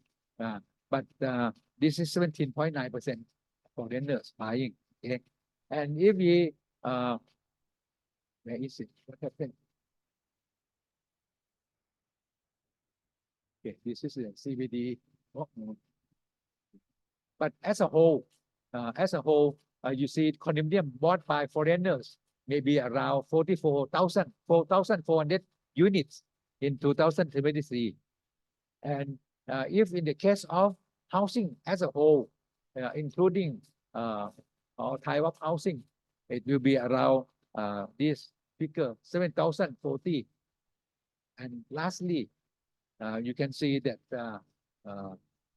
the number of units bought by foreigners, maybe Chinese and also by other foreigners.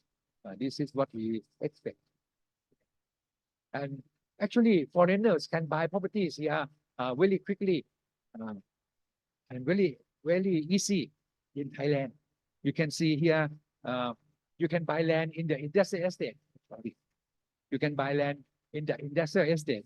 You can also buy land 1 rai, 1,600 square meters to build your own home. This is amazing in Thailand only. And also number 3, if you buy any condominium, 49%. But if in the case of the Eastern Economic Corridor, you can buy 100%. Say condominium 100 units in Eastern Economic Corridor. If you have 100 foreign buyers, you can stay there, you can buy there. No harm. This is really good indeed for foreigners. Thailand is the haven for foreign buyers. Nowhere else compared to Thailand. So come and buy now. And then number 4, if you are business and your business is accepted by the Board of Investment, you can see that you can buy land up to 5 rai, say 0.8 hectare or 1.98 acres for your residence, and you can buy land 10 rai for your workplace, something, workers or something. Sorry, for your residence 10 rai, and you can buy land to build your living quarters for your workers for 20 rai. So big. But in the past, you can understand that when Japanese come to invest in Thailand, they never have to buy this sort of land. But because our Board of Investment is very generous, they said that you can buy so many things. No one else in the world will offer you this. Come to Thailand. And number 5, you can also lease property, say 30 years. My office, I lease the land from Bytech. But the land is in Yanawa. I lease it for 30 years to build my office. Actually, my wife do it, to build office for 30 years. But you can even lease for 50 years. But if in the case of the Eastern Economic Corridor, you can lease for 99 years. You can lease for only 99 years. So this is a very good. Nowhere else you can do that. Only Thailand, only. Okay. That should be very good for you to do that. You see, the Central Lat Phraw, the first 30 years, they pay the upfront money, maybe 100 million or something, 20 million or something. And every year they pay 3 million, 15% increase every year until the last year, the 29 and 30th year, they may pay around 10 million. But altogether, the value will be really low. But when they extend the rent, the lease for another 20 years, they have to pay around more than 20 billion, you see. So if you lease for them 99 years, it will be really cheap. That is not good for the renters, for the owners, for the landowners. And then illegally, you can also set up a Thai company to buy a house. Nowadays, there are so many listed companies have detached house, and then every house have be owned by companies. So you can buy a companies. Oh, very good. Nowhere else allow you to do that. But in Thailand, that is quasi-legal somehow. And you may also convert to be a Thai easily. That not so easily, but this is illegal. I see so many foreigners have Thai ID. Yeah, so Thailand is easy. Come to Thailand, please. So we also have golden visa or something. So this is the thing that happened in Thailand. But in addition, I think we also have not much tax compared to other countries. So this is something we have to consider. And in Thailand, you can see we have very low tax. Very low tax. But in Singapore, a lot of high tax. Okay, and we also compared to other countries, we also have very low capital gain tax, and also this we also very low property tax per year. Say if you have a house, if your house is around 50 million baht by government assets value, less than that, you have no need to pay tax. But 50 million baht of government assets value may be over 100 million baht already. But if it is 51 million, 1 million, you have to pay tax for 200 baht per 1 million. Oh, very cheap. If you are in Phuket, you don't want to pay tax, your annual tax, 200 baht. If you take a taxi to go to the land office, the taxi fare may be more than 200. Oh, you see, our Thai government is very generous. Come to Thailand. But actually, we should do something. If you want to buy, say maybe These are something that we have to consider. Okay. But this is the thing I like to show to you. This is when Phuket, they said that there are so many influx of foreigners in Phuket here now. And also there are some cases of foreigners into Thailand. This is the case of Chinese.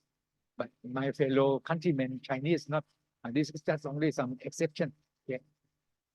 And in Indonesia, they also have some consideration. In Indonesia, you can see that this is in Malaysia.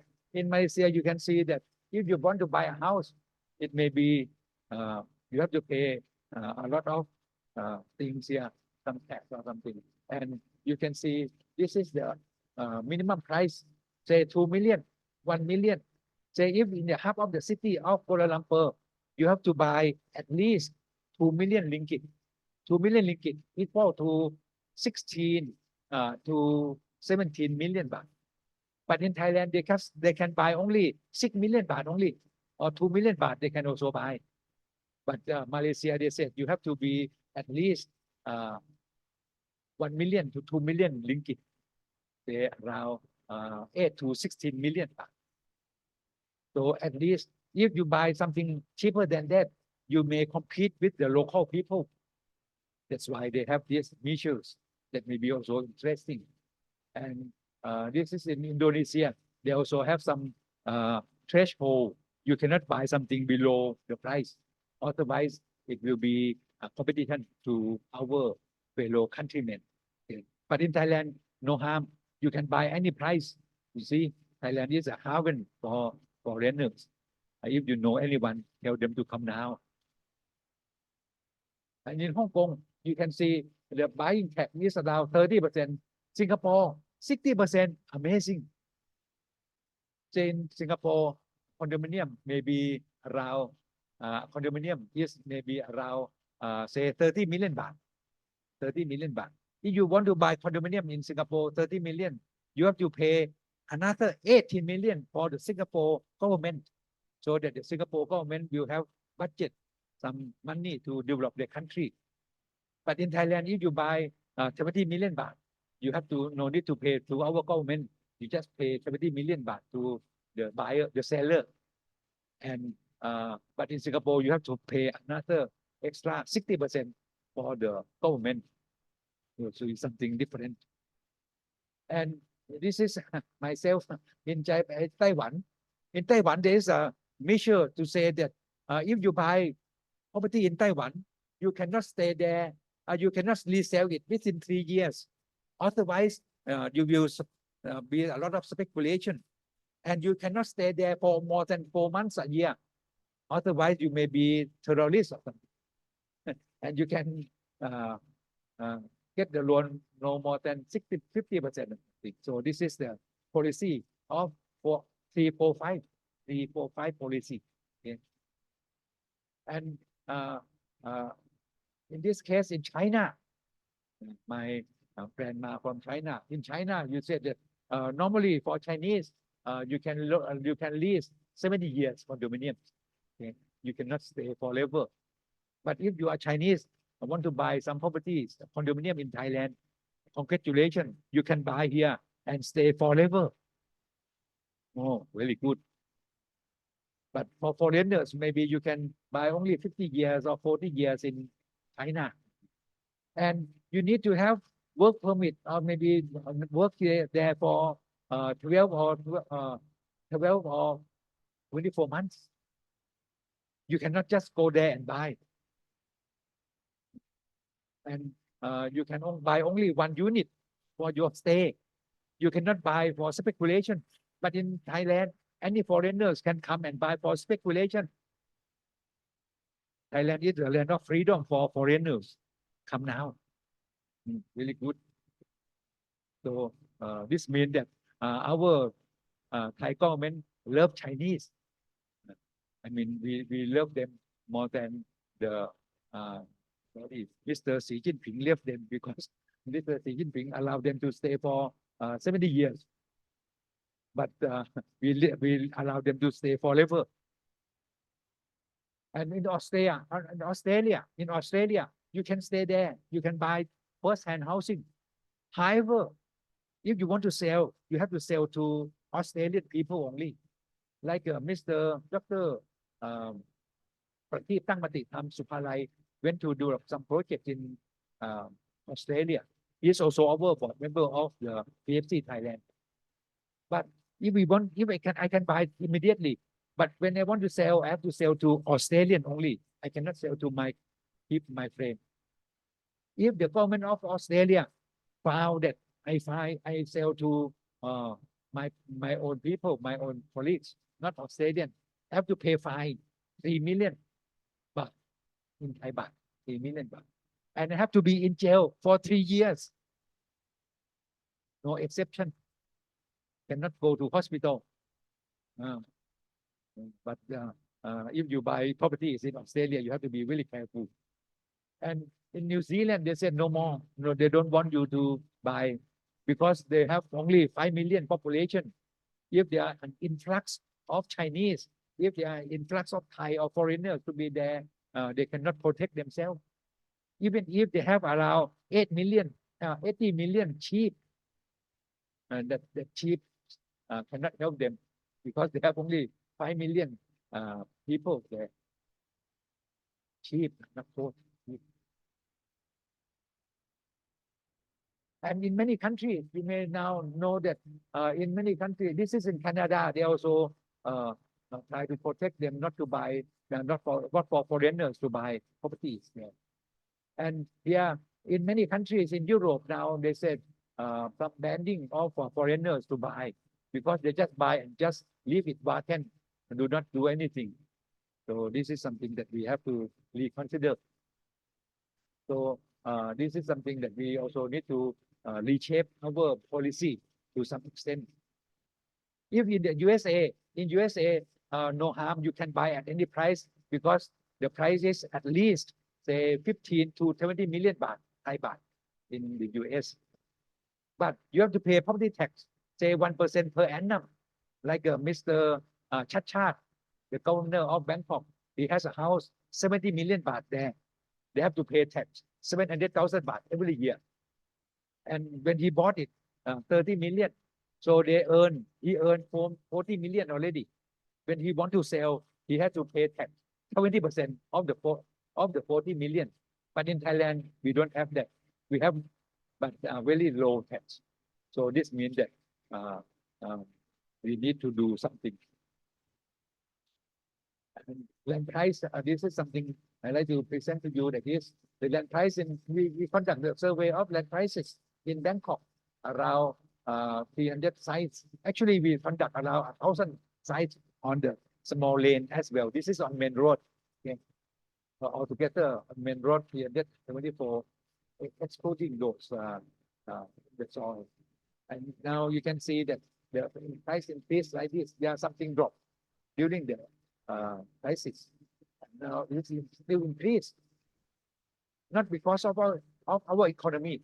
Our economy is not so good, but because of the construction of mass transit.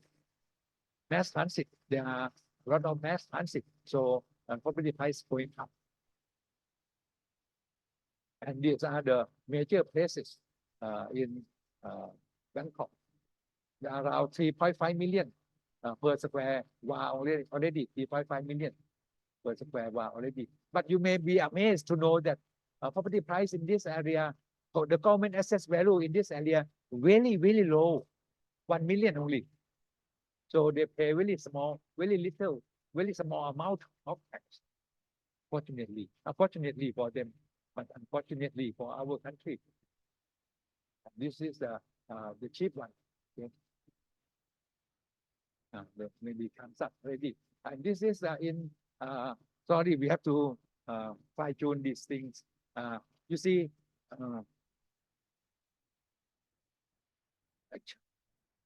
this is a case of Chinatown. In 1997, is the most expensive. Siam Square is the third. Silom is the second. But time change here because of the mass transit. This is the number 1. This is number 2. And this is number 3. because of the no mass transit. They just recently have mass transit, so land price going up really small. This is a lot, you see. This is the transit-oriented development because of the mass transit. This is also Rama 4 and Bangkok University and Sukhumvit. We can see that in Chiang Mai, big increase compared to the area with no mass transit. So this is the example. If there is mass transit, the price will be going up really quickly. Okay.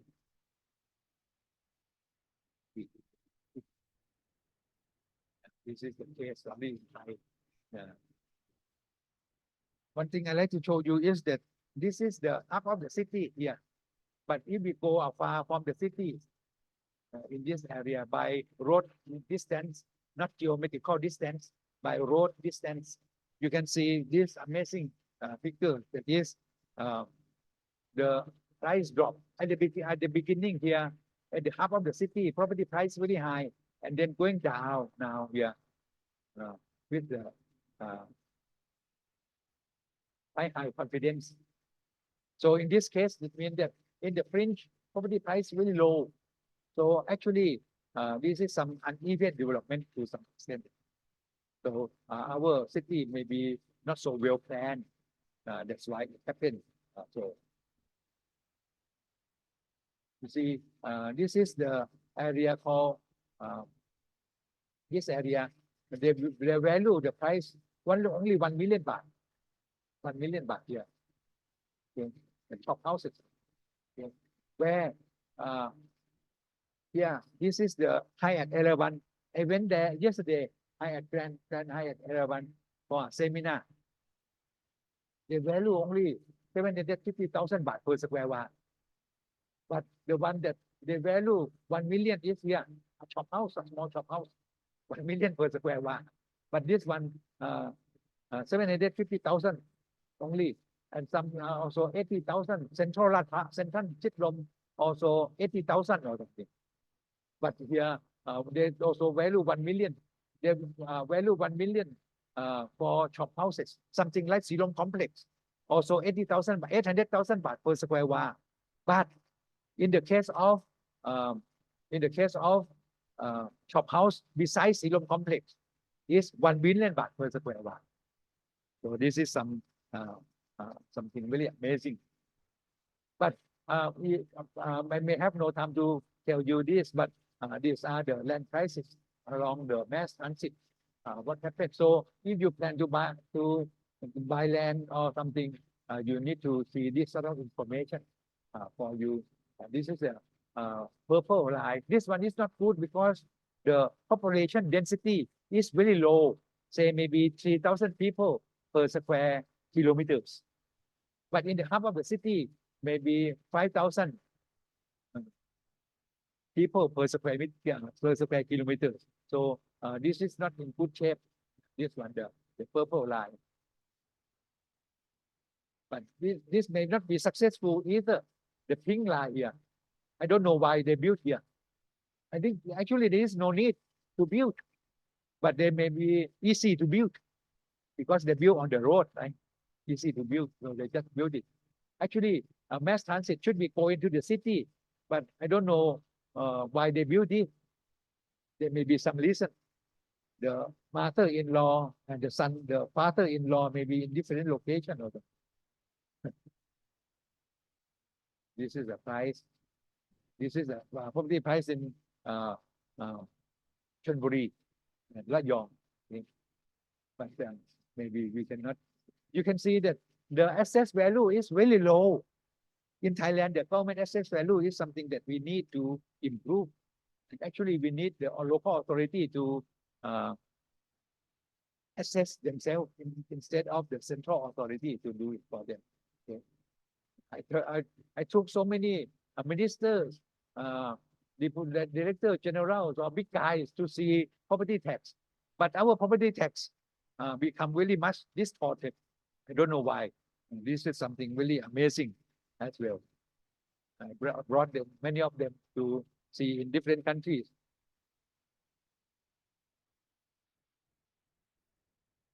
Okay, So I think since it is some else, maybe we can stop for the time being.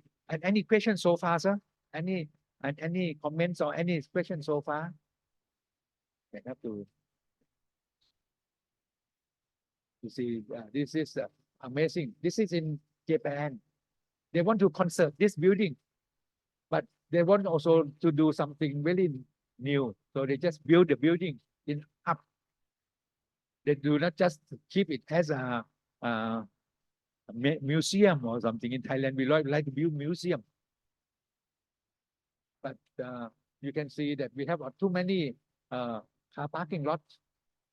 But in New York, maybe not many, because they have mass transit.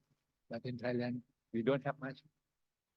Actually, we need something high density, but not overcrowdedness. In Thailand, in Bangkok, very much overcrowded, but not high density, unfortunately. But in Thailand, we also have something high density. You see this one. This is Wall Street Tower. The FAR is 70 times of the land size. Or this case, State Tower 30 times. But in Thailand, in Bangkok right now, only a few areas, a few areas that you can build 10 times. The FAR is 10 to 1. That is that make the city very inefficient and grow horizontally instead of vertically. And this is not good in long run. And you see, if you want to build a new embassy, want to build a new resident of the ambassadors or something, it need to be in the hub of the city here, where they have around 10 to 1 FAR ratio, but the rest maybe not much. มีใครถามได้ไหมครับ Any question so far? Any thing you like to one thing amazing. This is สวนลุงรอ 9 a park. You can build very little. Actually, if you see the Central Park in New York, you can build really high because you should enjoy the park. But in Thailand, we won't allow people to enjoy the park. I don't know why. Or like here in National Convention Center here, in Sirikit National Convention Center here, they won't allow people to view high. But actually, they should allow people to view very high so that people can enjoy the park. But this is something amazing. มีอะไรถามไหมครับ Any question or anything? This is something, if you build somewhere nearby this university, สถาบันเทคโนโลยีพระจอมเกล้าลาดกระบัง there are a lot of apartments for students. But this is all illegal because they won't allow you to build. But there is no other places for students to stay there. They need to stay there. But in the new zoning, proposed zoning, still they don't allow you to build. This is something really contradictory for our zoning.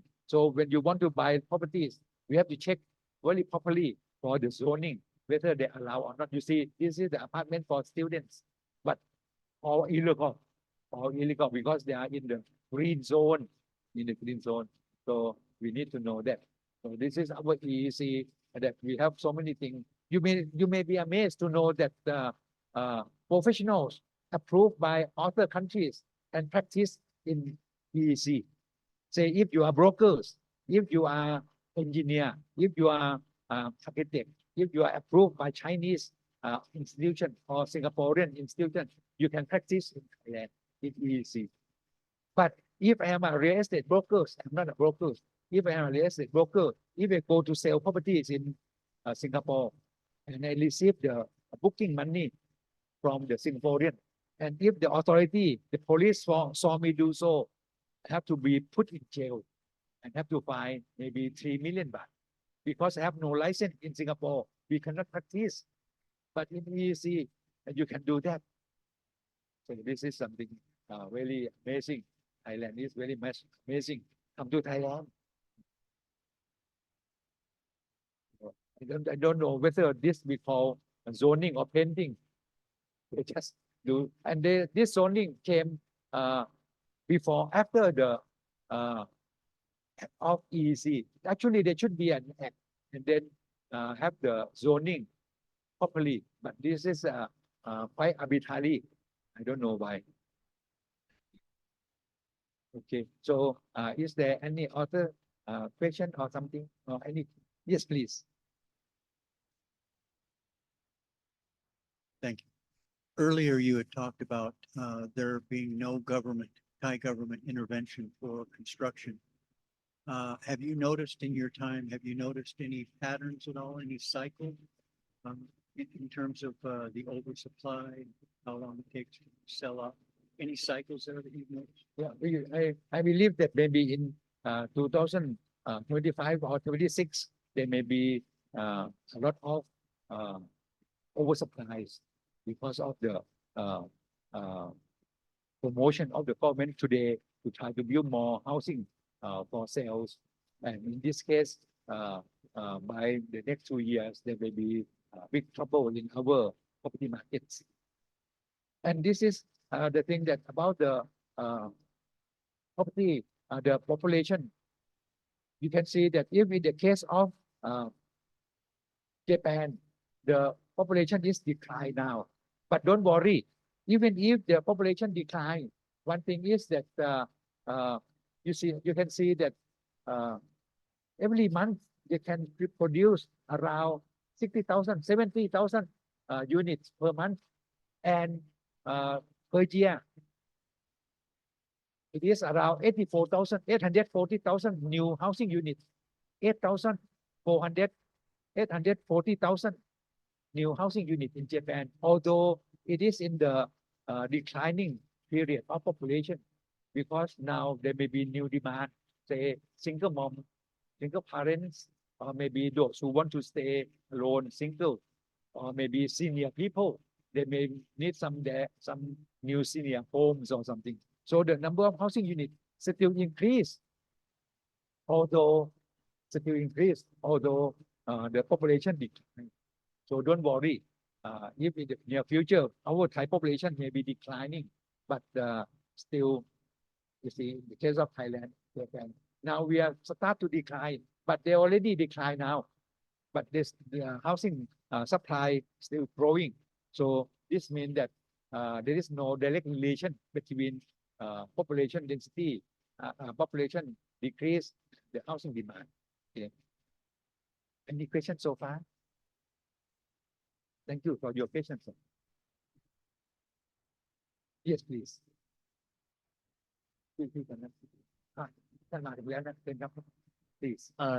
Could you please share a view on like property sector in Chiang Mai regarding to the like pollution situation and also with the political situation around Great Chinese, especially on foreign demand? In the according to the survey, in the case of pollution, I think many people feel upset about the pollution. However, it won't directly affect the property market.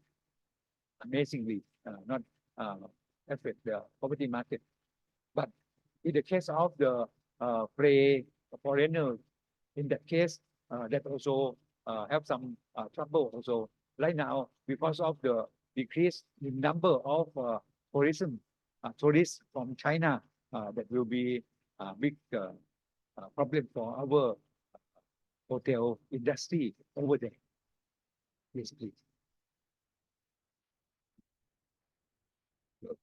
Okay, I have questions regarding to the property tax in Thailand. As you stated earlier in your presentation, the property tax in Thailand is quite low, right? And if we could see in the inner city of Thailand, you can see the landowner grow the banana on the lime trees in the commercial area. In scenario that in the future, if the government increase the property tax in the Bangkok or the big city, you think what will happen to the supply demand of the property market and the property price or the rent in the future? Because I think it can be possible, because in many big cities around the world, the land tax or the property tax is higher than Thailand? Thank you. That it can happen. In maybe 30 years ago, we also found that in Tokyo, in half of the city, they grow rice. They even grow rice like farmers or something. But actually, this should not be allowed to do that. To let them. We should pay them. We should allow them. We should tax them in accordance with the property price, land price today. If the land price today is 1 million baht per square wa, you have to tax them. That is, if they just try not to pay tax by growing palm trees or fruit plantation or feeding cows or something, that is something that when we go to see property tax abroad, this won't happen. But because of some hidden agenda or something that happened, so actually we should not allow them to do that. And during COVID-19, our former government, past government also said that this deduct the tax for 90%. So like the piece of land sold by our former Prime Minister, General Prayut, to big tycoon, the tax may be only say around 20,000 baht for the whole 50 rai of land. If we compare to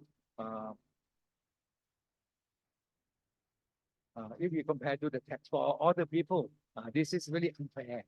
So I think we should tax them in accordance with the market value. And if the local authorities are allowed to tax and allowed to appraise the property themselves, they will tax higher because they need money to service their local authorities. That should be better for the public. But some of them may say that I have no money, I just retire. Like me, if I retire and I have a house in Ruomledi, say 200 square wa, and 1 square wa is 1 million. I have 200 million baht there, but I have no money to pay tax because if I pay tax 1% of 2 million, I have to pay tax say 2 million baht per year. I have no money. But if you have no money, but you have land 200 million, you have to sell it so that you can keep after tax. You can keep 150 million, and you can buy a condominium. You can find 2 nurses to help carry you, maybe male nurse, not lady nurse, to carry you, or you can live peacefully. You cannot say that you have no money, but you own big houses. That is why in European countries or many countries, even a castle or even a big house, big mansion, they have to pay. And they have to sell.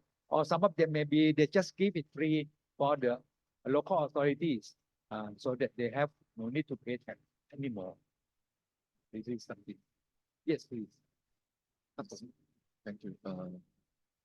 Thai government has recently announced stimulus for the real estate business.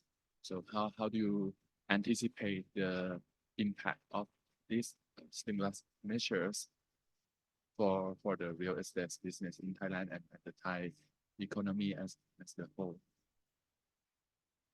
I think this will be they may be able to absorb the existing supply. 230,000 supplies can be absorbed, but they also need more. This stimulus will also affect the new production. If we do not curb the new production, they will produce more, and the number of existing units, number of oversupplies will be not decrease but increase. So in this case, the problem won't be solved, but at least there will be more speculation, particularly for those lower income housing units, say 1.5 million housing units. So what we actually should do is that we should curb the new supplies, and also we should reduce the interest rate. So the loan interest rate may be really high compared to the deposit interest rate. I went to India, the loan interest rate may be 8% to 9%, but the deposit interest rate may be around 7%. So only 2% difference. In some country in Cambodia, maybe 8% deposit and 13% loan interest rate. But it is only 50 by 50. But in Thailand, it's really big increase, say from 1 to 6%. So in this case, if we can reduce the interest rate, should be good for the country. And the banks, many banks, they also have non-bank activity. They can earn a lot already. So if they can reduce this, it should be a good idea.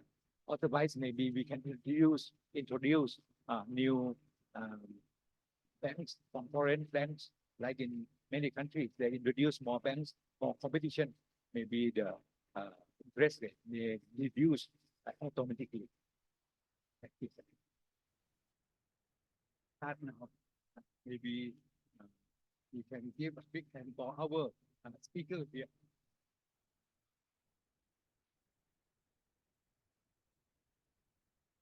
To create a situation for people to realize that we are starting now. Actually, we also have Dr. Sopon. He is a member of parliament. This gentleman, very handsome, tall. Let's give a big hand to him also. He is a member of parliament from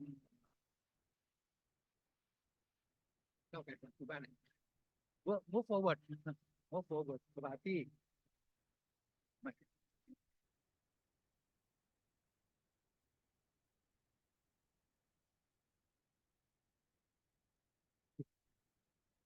Now the member of parliament are very young. And what is your age? What is your age? You may know that my friend, how old are you now? Or is it ~74? He look very young.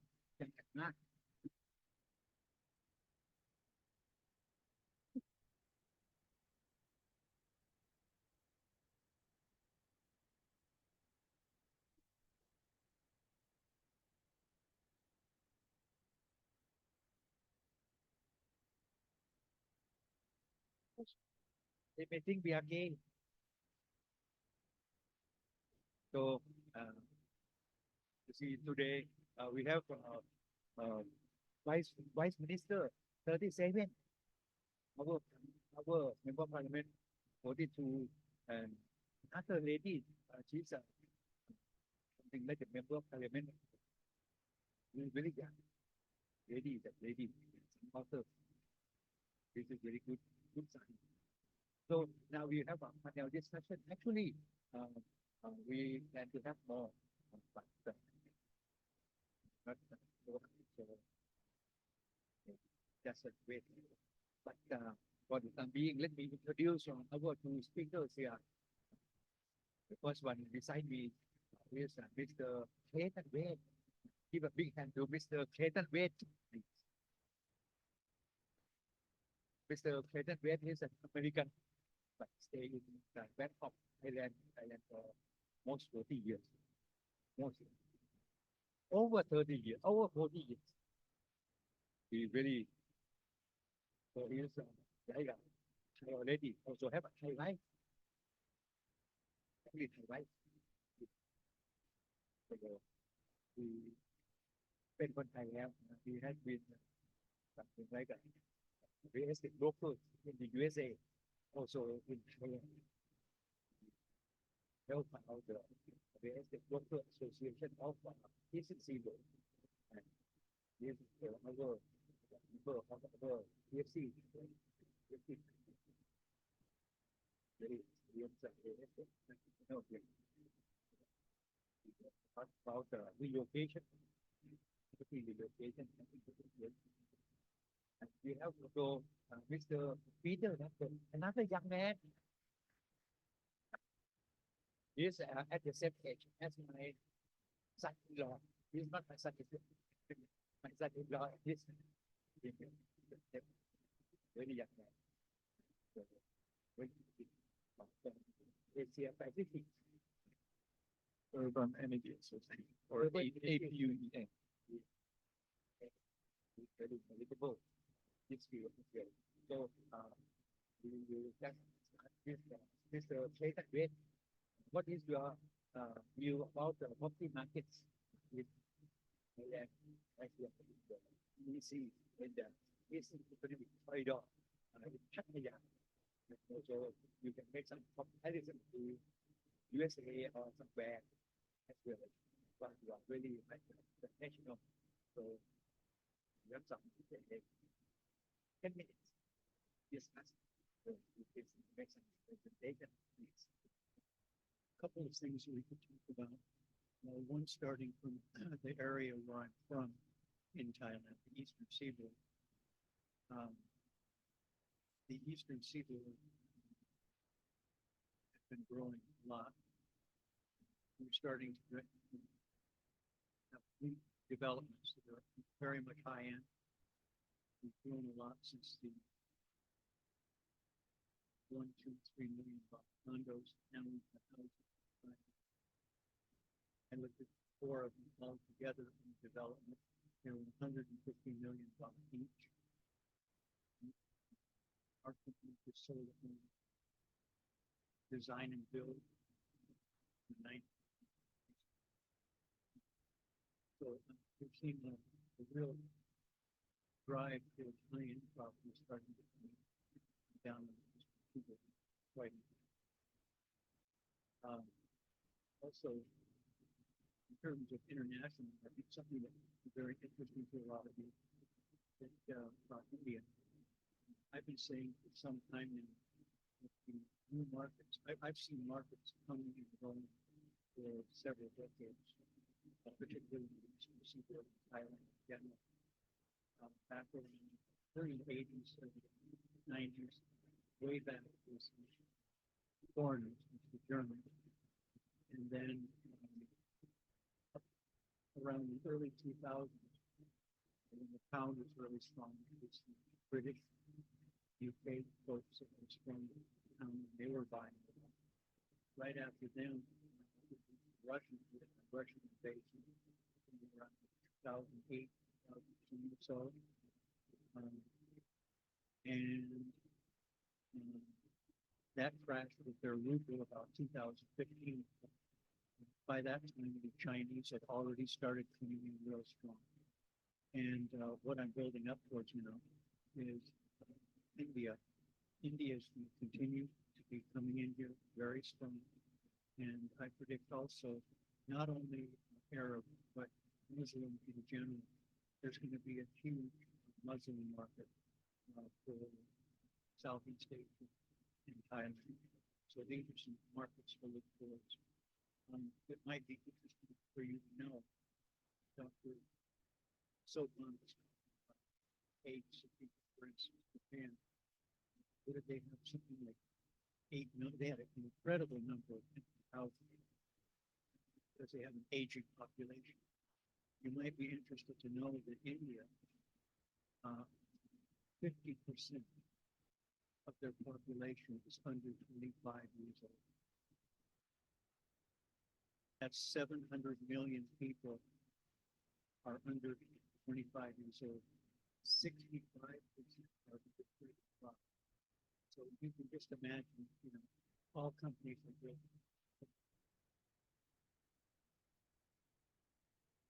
It really is fair to say it's a Ponzi scheme. Social Security, you want to be on the end where you have a huge young population. So India is really going to be ahead of the game. So anyway, we look at India, Malaysia.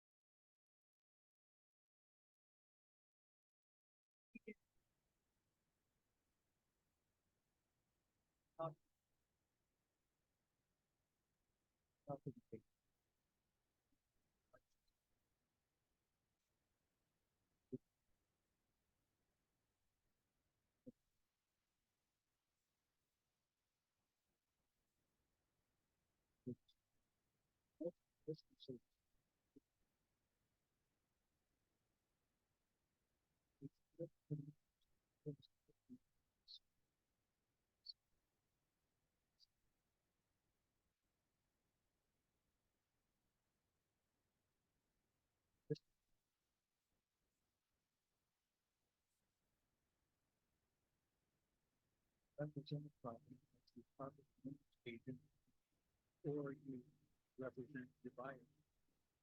The buyer's agent. So they're split that way. Service for all the properties are registered in the forms that allow the property to sign verify they're backing this particular agent, show their property. The reason this works so well is number one, good business. All the time.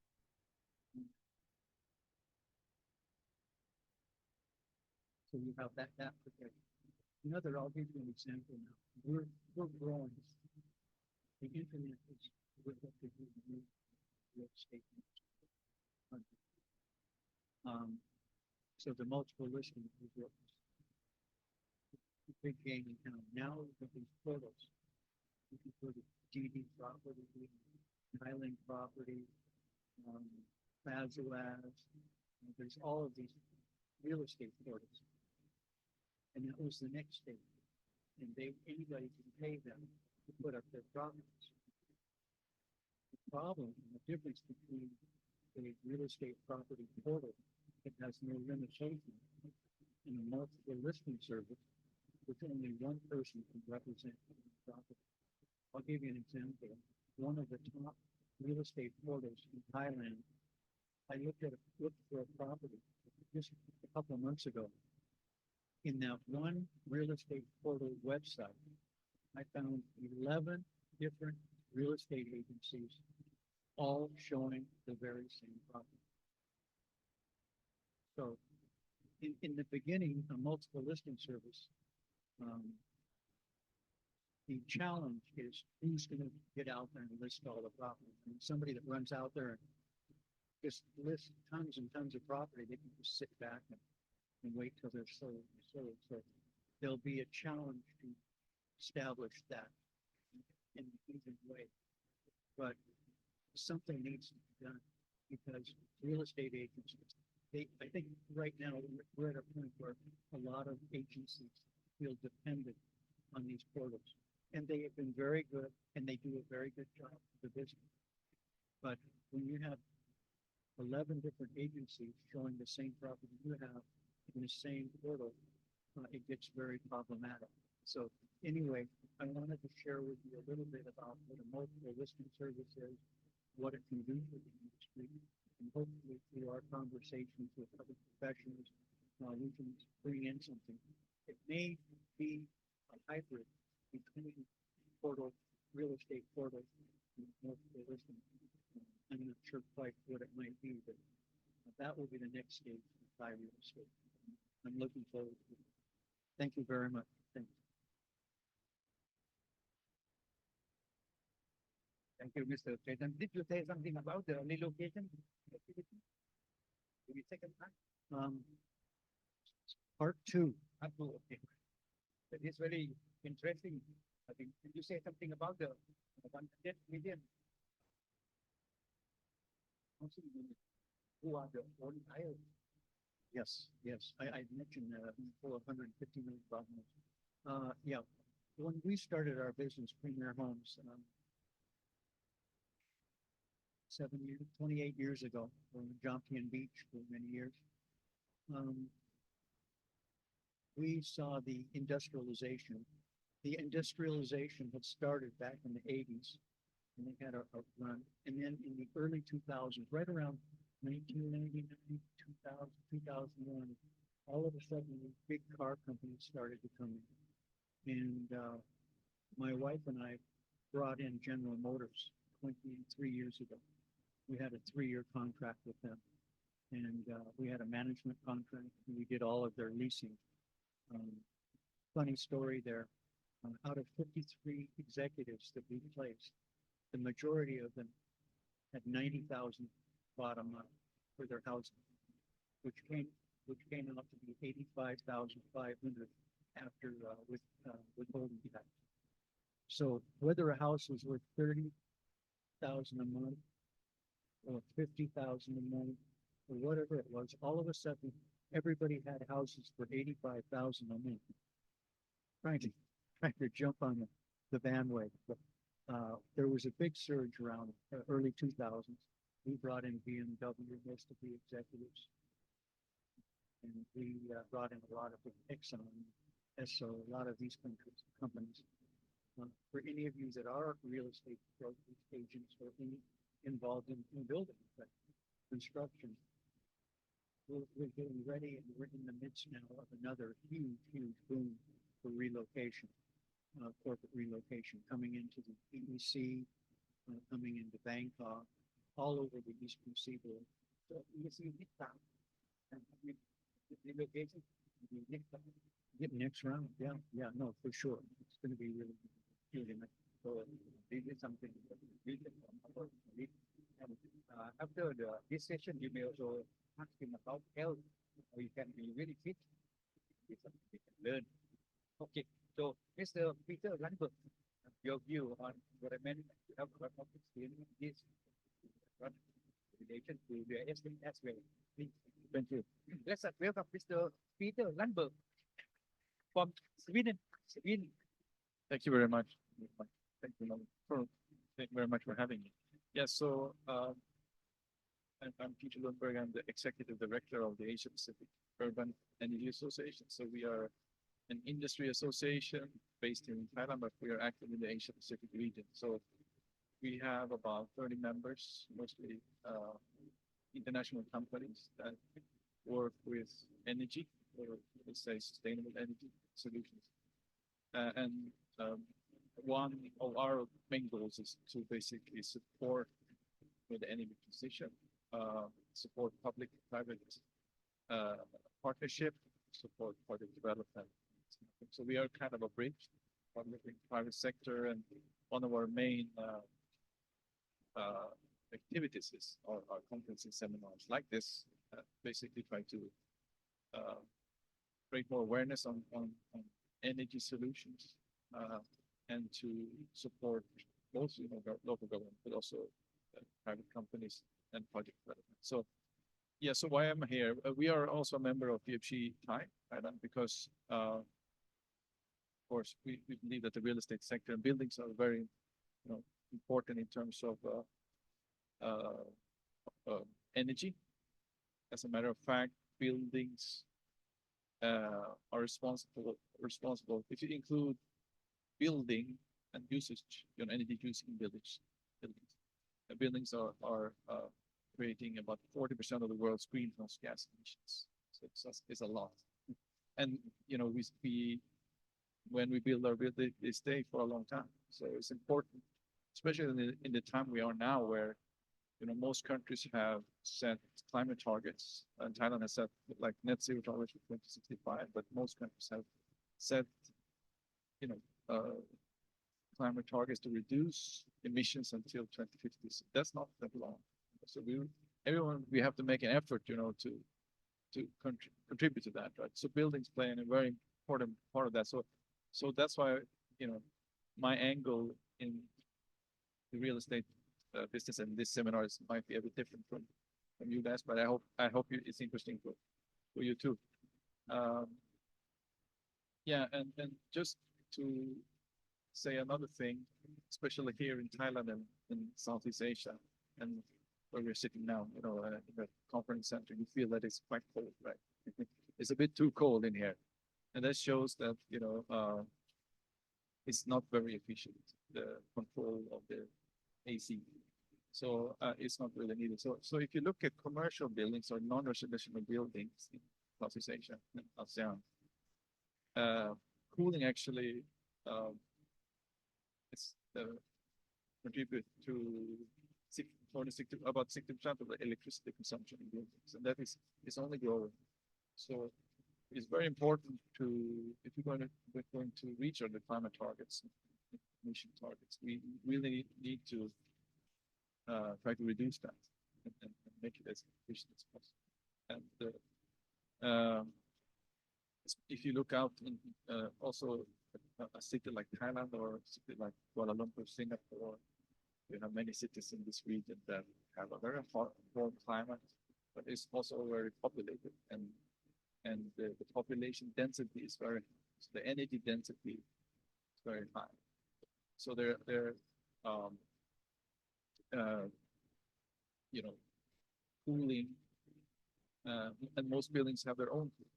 Either you have in your flat, you have your split AC that you turn it on and off. This is very, not very efficient. Or if it's a commercial building, they have their own chillers. But we try to promote something we call district cooling, which basically is a large centralized cooling system that provides chilled water to many buildings. And that is very applicable in Bangkok and cities in the region, and can reduce energy consumption by up to 40 to 50%.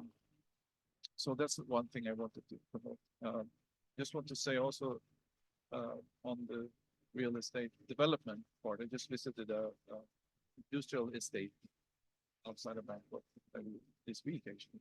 And they are building factories to build the solar panels. And those solar panels will be manufactured and installed in Thailand to help the government with their renewable energy goals. But these solar panel factories need a lot of energy to produce this demand. So, especially cooling. So it's also very important to, allow policies and create more awareness of what solutions that can be provided to this kind of real estates. For example, an industrial real estate, they can sell water, they can take care of wastewater. They cannot sell electricity, right? So they cannot provide renewable energy. So they have to kind of buy it from the grid, or maybe the factory can install renewable energy for their self-consumption. So I think that is one barrier that we need to talk about, and I think if we could overcome that barrier, it could help the country, help projects as well. And this kind of estates, industrial estates with factories that has a high cooling demand, would benefit a lot to have a centralized cooling system, a district cooling system as well. So these are some of the topics that we are promoting, and I just want to say one last thing here, is that we are having an event in July, 4th to 5th July here in Sirikit, which is called Asia Urban Energy Assembly, that we will have a lot of sessions on energy and energy in buildings and that. So you're very welcome to join us here. I will share some information with Dr.Sopon how to register. So we look forward to to have a discussion with you all on energy and buildings and how we can create a better future. Yes, but in January, our FIABCI-Thai went to Singapore to see the maybe to apply in the case of Thailand, the district cooling to apply, and how cost efficient it will be for our big buildings, I believe. So, like forest here. Yeah, there was, thank you, Dr. Sopon. I think it was a very good trip. We did together in Singapore. We went to visit some of KEPCO's district cooling plants. It's located near the airport. It's a business, central business district areas. I think they have, so it's a centralized chilled water production for 15 buildings or something like 20 buildings. So the benefit for the building owners is that they don't need any chiller plant, no chiller, no cooling towers, no staff to run, a chiller plant. So you only basically, you subscribe for chill water as you subscribe for energy, or sorry, electricity, or you subscribe for water. So for building one, it's very beneficial, and it's actually at a better price than you can make yourself, because with district cooling, you reduce energy consumption. You can reduce the installed capacity with 30%. So there are many benefits, and of course, as it is monitored by experts, like a power plant, basically, the efficiency can be kept very high, also. So yeah, so I think one of the things now we are talking about maybe new system, but if you look at existing cooling systems in hotels, in shopping centers, there are many things can be done to improve efficiency, reduce energy, and there are now a few companies that are promoting a business model called energy as a service, basically similar as an ESCO project, where the company can come in and invest in existing chiller plants, make improvements, and then sell, basically sell back the chilled water back to the building, maybe for 10, 15 years or something like that. And in this way, we think that because one of the barriers for district cooling is that it has high capex, it's a high investment cost, and that is a big problem, that stops this kind of projects. So if you can mitigate that by basically outsourcing your chilled water production, even if it's your own building, you can you can basically spread the capex out during the 15 years. You can get that back in 15 years. So that is one model, and what this business model also help with is, I mean, many developers are accustomed with a certain type of technology. They know chillers, they know cooling towers, they know, split ACs, and these kind of things. But so maybe it's not so easy to look into a new solution. But if you outsource it to another party, another company, another expert energy company, you don't have to worry about that. You don't have to worry about O&M either, operation and maintenance. That will be taken care of as well. And one example, just want to mention, one example of this is Grand Santara at Central World, that has now made an agreement with a company called KGTS. It's a Malaysian company that will basically invest in the chiller plant, run and operate it for 15 years, and sell back the chilled water to the hotel. So and that just happened a few months ago. So I think this is a very interesting business model that you will see much more of, and it's beneficial for building owners. It's beneficial for our society as well.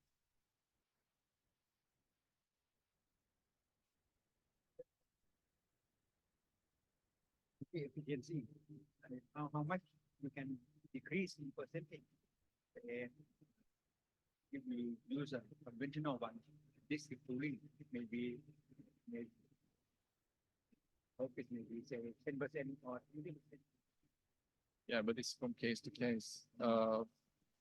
But yes, but I think it probably varies between something like 20 up to 40%, like I mentioned. But yeah, it's quite a lot. And so there are many reasons that contribute to that. And I don't want to be too technical now. I'm an engineer from training, so maybe I tend to be too technical sometimes. But yeah. So I think for 20 already. So maybe just quickly last round. Mr. Clayton Wade, you may say something about the location can help in real estate business. Brief about a few minutes, please.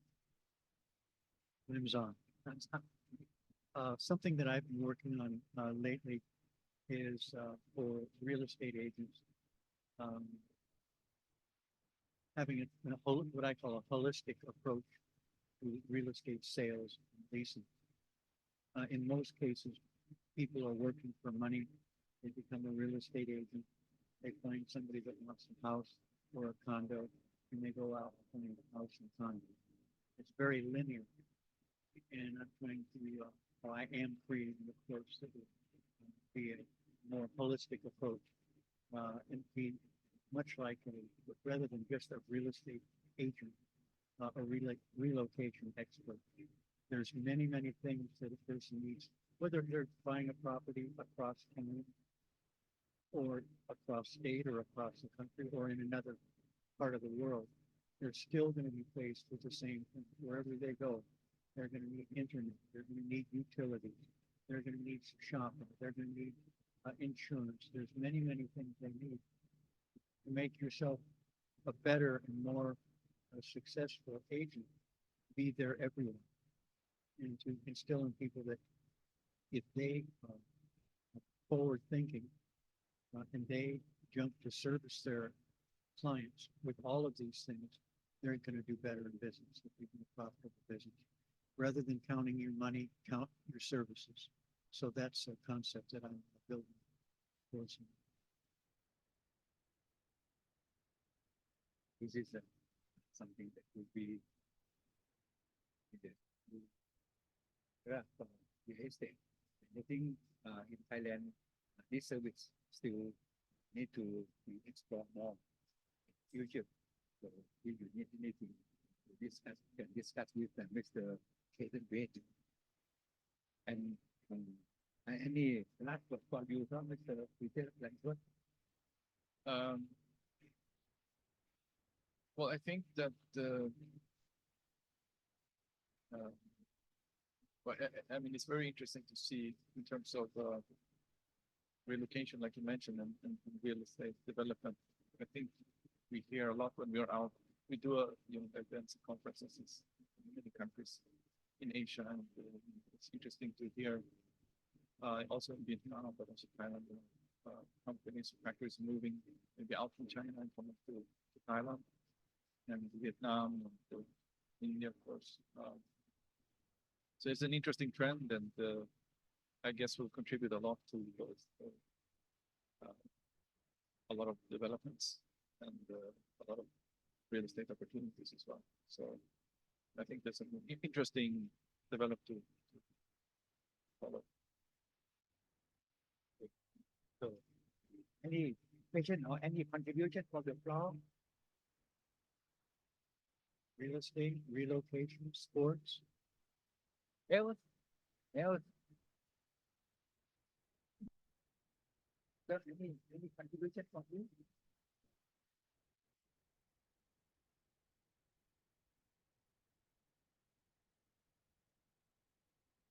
Member of Parliament may be approved for that lady.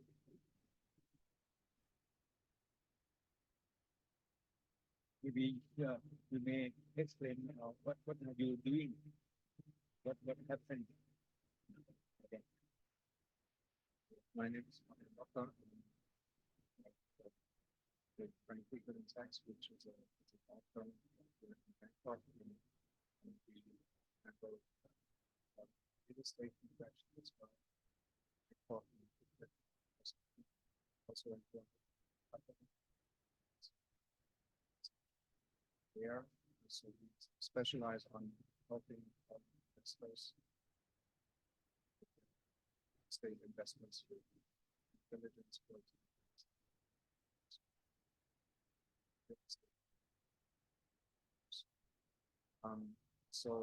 Yeah, I have a question to Mr. Wade. Maybe you can elaborate a bit more. Real estate.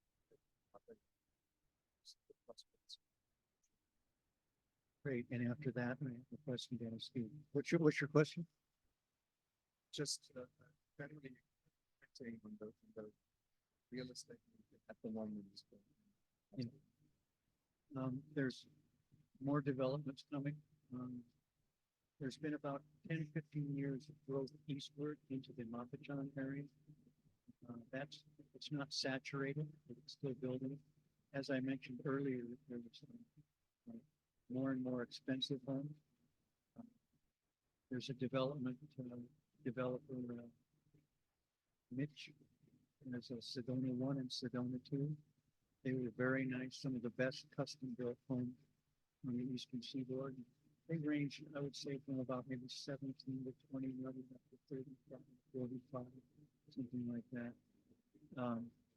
He now has a third development, and it's going to be altogether maybe only 6, 7 properties on a 15 lot. And the cheapest is going to be maybe 45 inch. If they sell soon, if they don't sell soon, they'll be more expensive. So again, this high-end thing is coming up.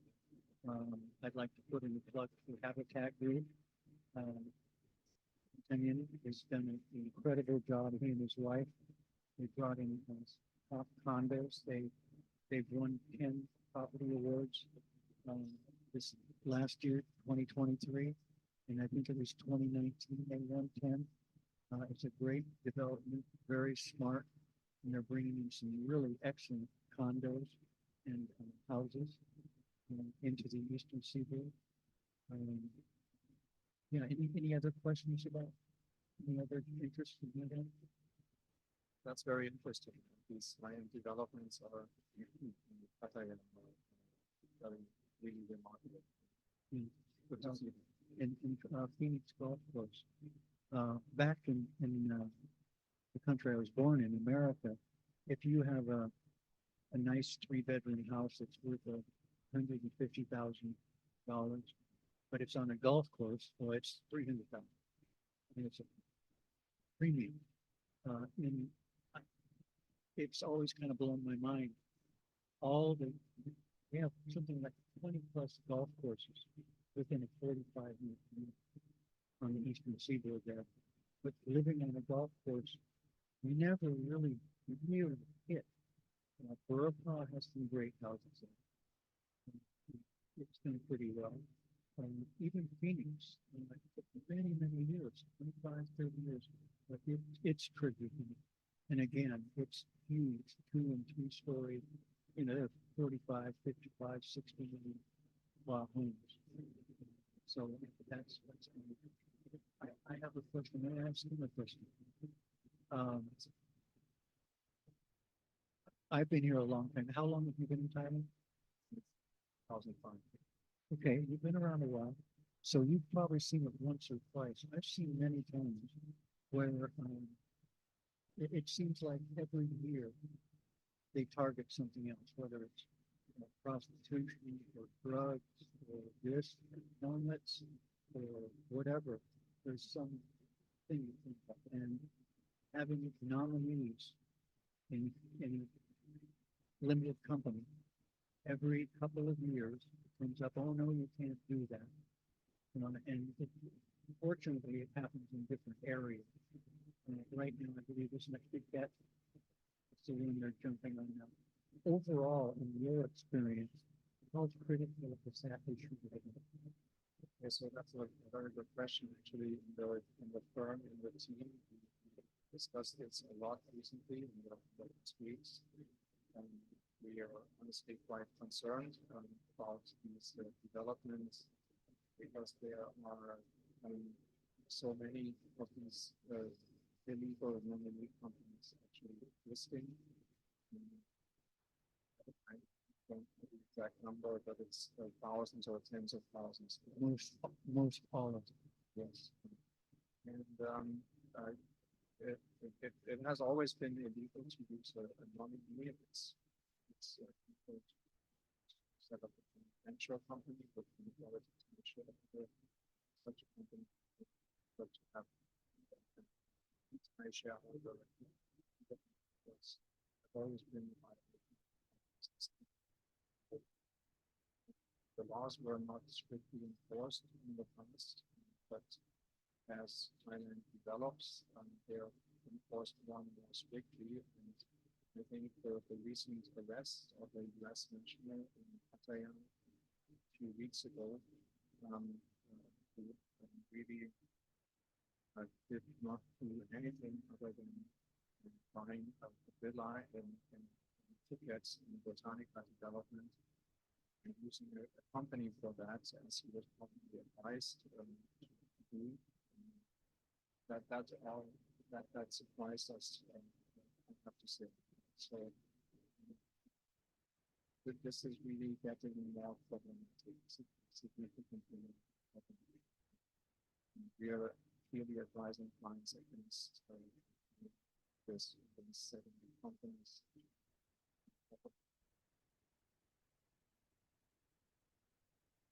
So we may have to now, but the thing is, as we say something about there will be different sub-markets.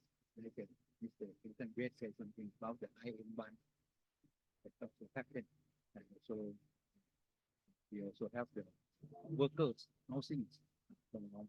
Those who work for the industrial estate, those who are staying in Pattaya itself, who are in service industry, and those who move from other places to Pattaya, Rayong, working.